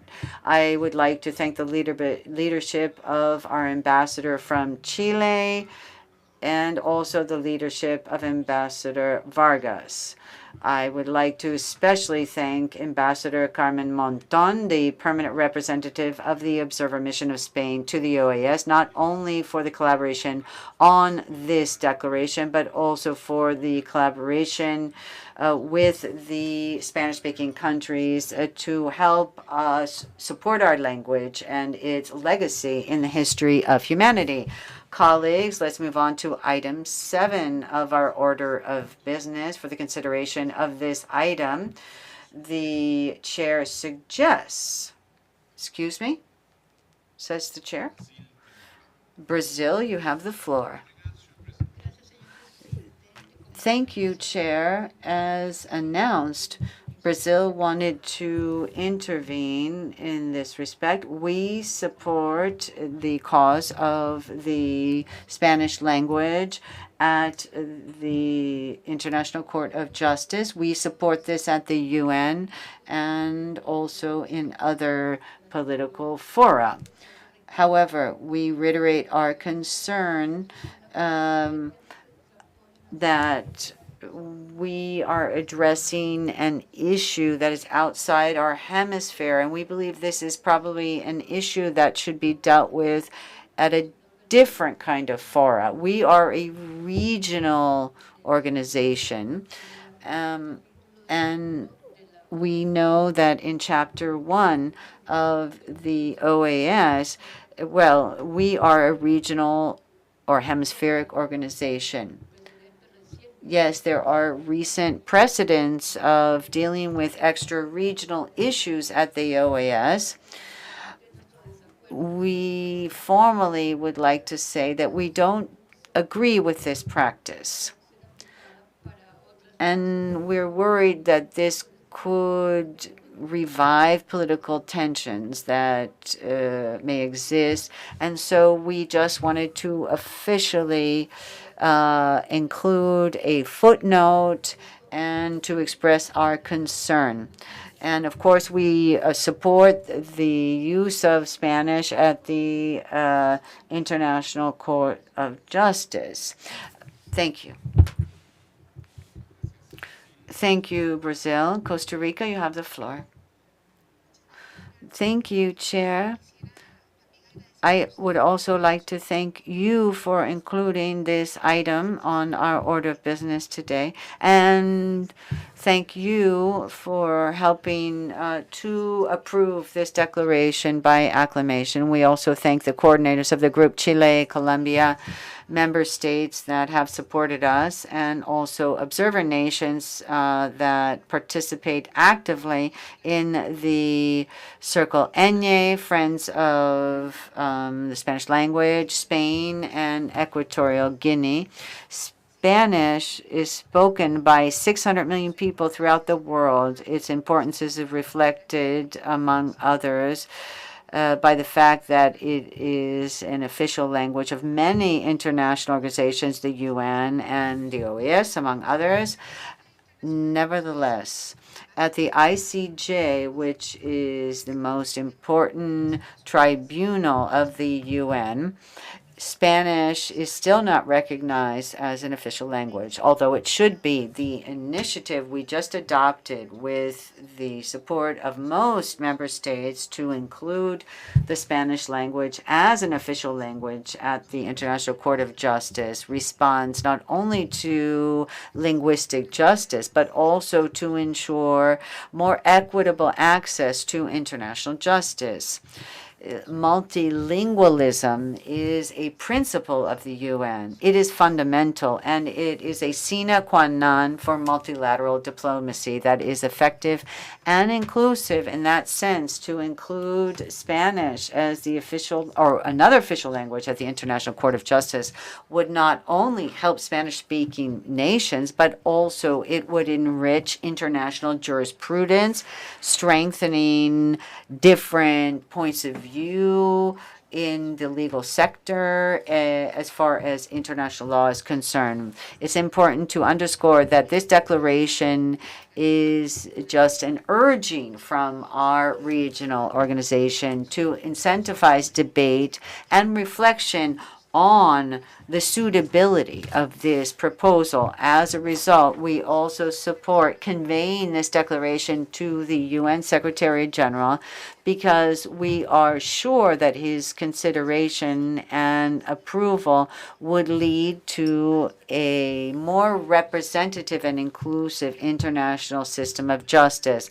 We reiterate our commitment to promote multilingualism as a factor that can help equitable access to justice for all member states. We believe that with this urging of the Circle N, Friends of the Spanish Language, the United Nations will take steps so that we have this change at the International Court of Justice. Thank you. Muchas gracias, embajador. Thank you very much, Ambassador Solano. And the Ambassador of Guatemala has the floor. Thank you, Chair. Guatemala thanks you for including this item on our order of business, the draft declaration for the inclusion of Spanish as an official language at the International Court of Justice. We fully support this initiative. And we also would like to thank all countries that have supported the initiative. Spanish is one of the most spoken languages throughout the world. It is spoken by more than 600 million people worldwide, and it is an official language of the UN General Assembly. However, its exclusion as an official language at the International Court of Justice is an obstacle for Spanish-speaking nations, and those are 61% of the countries that have litigated at the court. For Guatemala, which is a multicultural, multilingual nation, we believe Spanish is important in international law and international diplomacy. So we reiterate our commitment to the Spanish language at multilateral fora, and we underscore that it is important to recognize it as an official language at the ICJ. In the framework in the last Ibero-American Summit, which took place in 2024, we had this special declaration adopted, presence of the Spanish language at the ICJ, and it recognizes that this is an appropriate demand. And the UN General Assembly has approved a resolution about multilingualism and that the UN recognize multilingualism. The promotion of the Spanish language at the ICJ is an act of justice and equity, and it will strengthen access to international law and will help peaceful resolution of disputes. We thank OAS member states for backing this initiative, and we hope that this can be considered at the United Nations. Thank you. Muchísimas gracias. Thank you very much. Honduras has the floor. Thank you very much, Chair. The permanent mission of Honduras firmly backs the inclusion of Spanish as an official language at the ICJ. This draft declaration that was presented by the Circle N, Friends of the Spanish Language, is an equitable historical demand. Spanish is spoken by more than 600 million people and is recognized as an official language at the United Nations General Assembly. Nevertheless, the International Court of Justice, the main organ for peaceful resolution of disputes, only has English and French as its official languages. This means Spanish-speaking countries are at a disadvantage.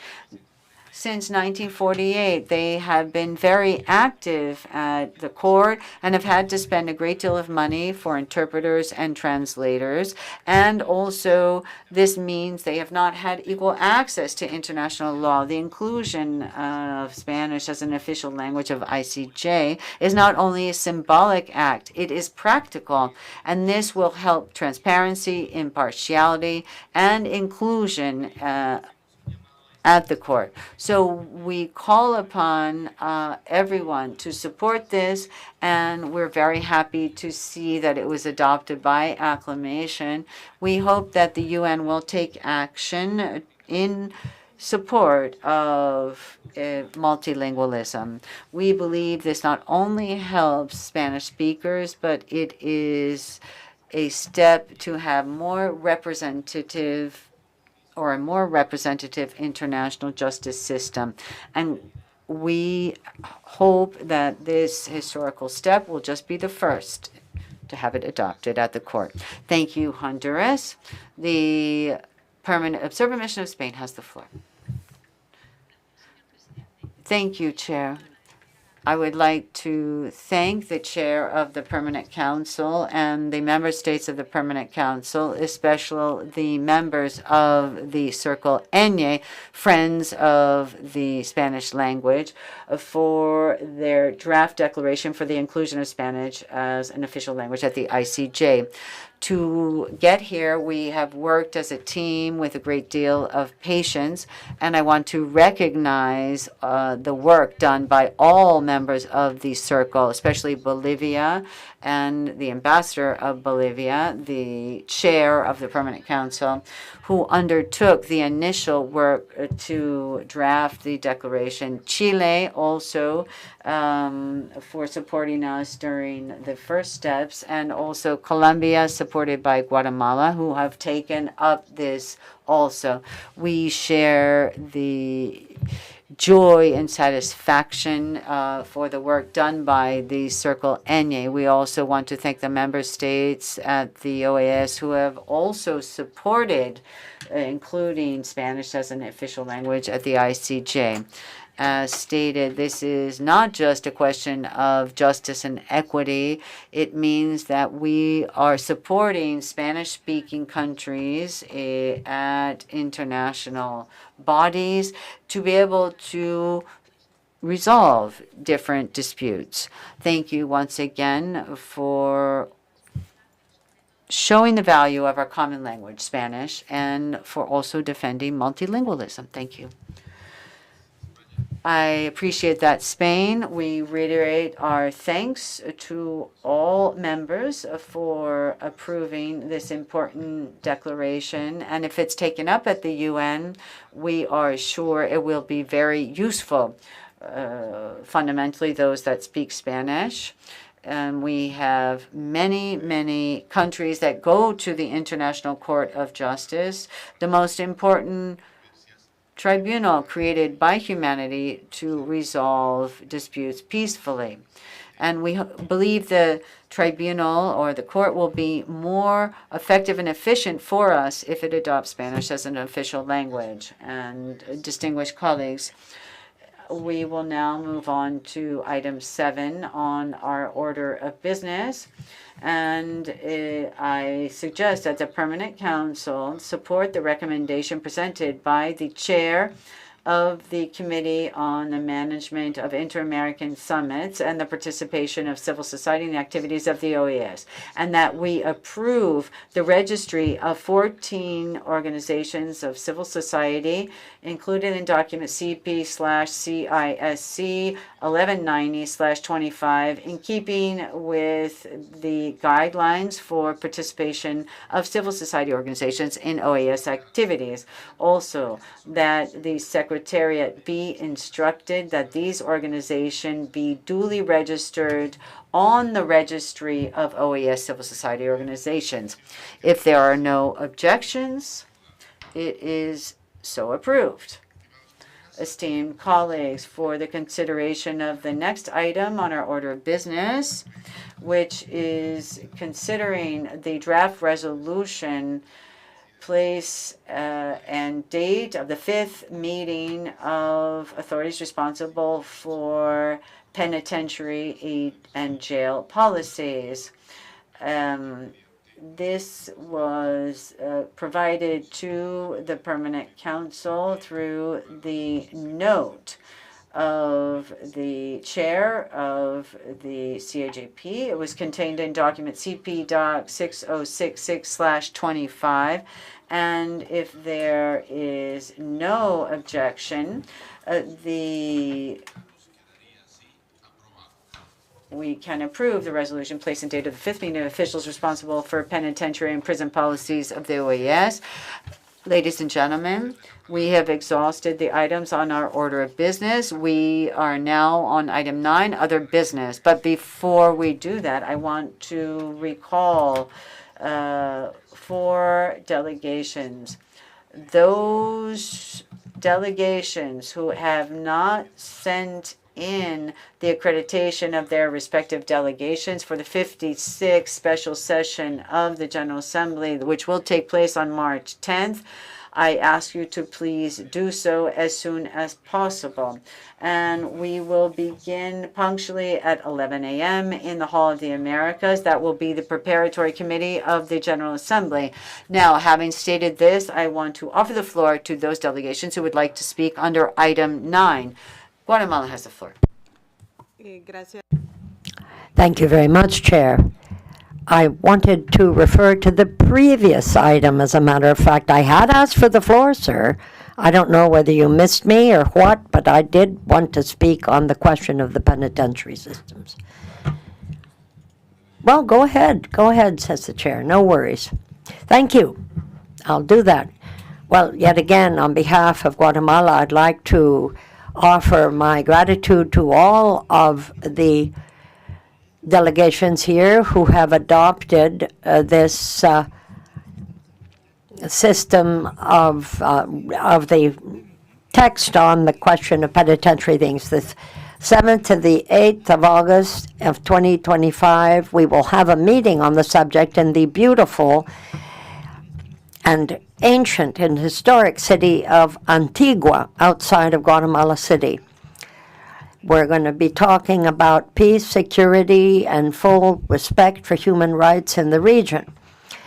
My country simply wants to tell you how very, very much my government appreciates the opportunity to host the meeting and take a hard look at our penitentiary systems, which means so much and do so much for safety and for the rehabilitation of persons who have fallen into trouble with the law. Thank you very much for your support to this resolution, and we hope very much that in August in Antigua, Guatemala, which is a city of cultural humanity, one of the cultural centers of humanity, and look forward to seeing you then. Guyana has the floor.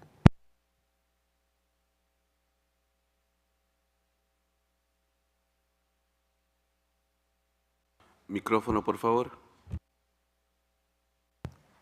Yes, Chair, I want to speak on item 9, but first, allow me to join in welcoming my neighbor to my right in this forum, Ambassador Myrtha Desulme from Haiti.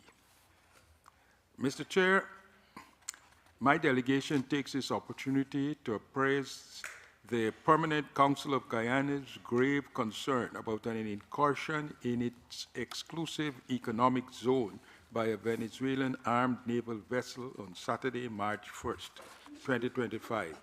This infringement continues the pattern of escalation that the government of Venezuela has displayed towards Guyana and represents another infringement of Guyana's sovereignty and continued violation of the orders issued by the International Court of Justice on December 1st, 2023.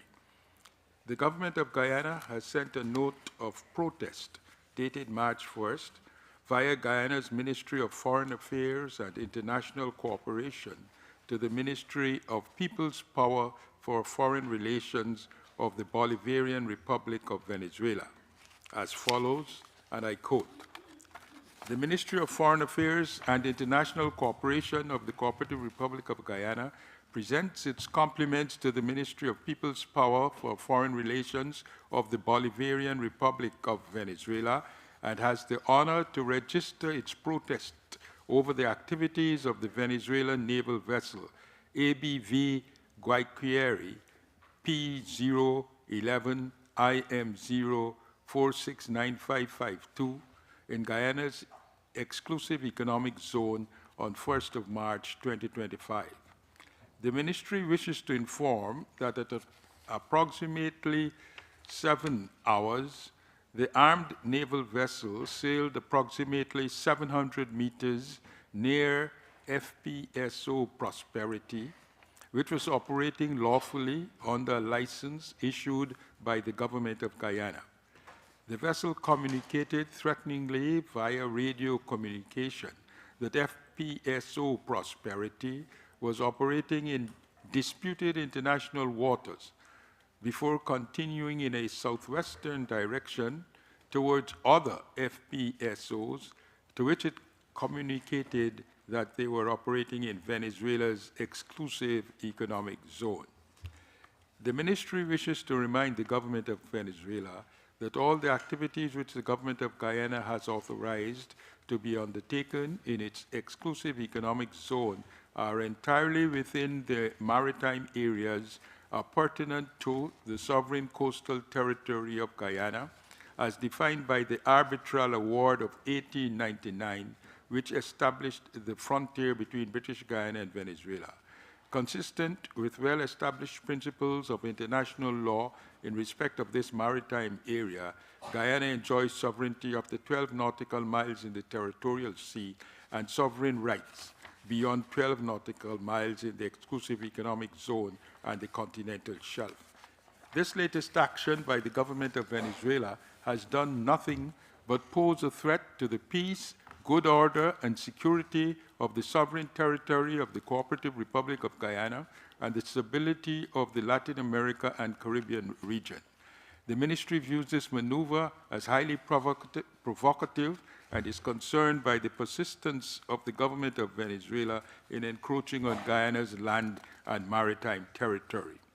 The ministry wishes to remind the government of Venezuela of its international obligations under general international law, the United Nations Charter, and the order issued by the International Court of Justice on December 1st, 2023, which states that, 1, pending a final decision in the case, the Bolivarian Republic of Venezuela shall refrain from taking any action which would modify the situation that currently prevails in the territory in dispute, whereby the Cooperative Republic of Guyana administers and exercises control over that area, and 2, both parties shall refrain from any action which might aggravate or extend the dispute before the court or make it more difficult to resolve.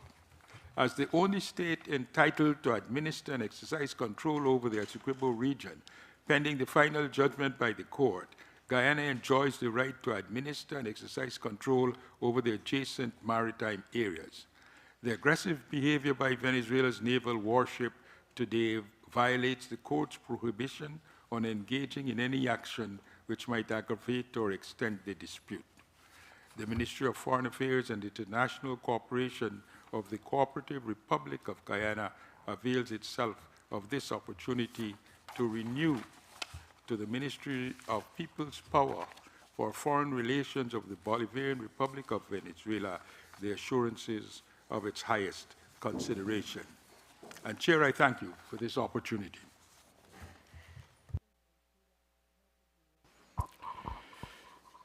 Muchas gracias. Thank you, Distinguished Ambassador Haynes. The Permanent Council has taken very good note of this information, sir. Thank you. And we offer the floor to the delegation of Haiti, again under other business. Go ahead, Haiti. Recognized. Thank you, Chair.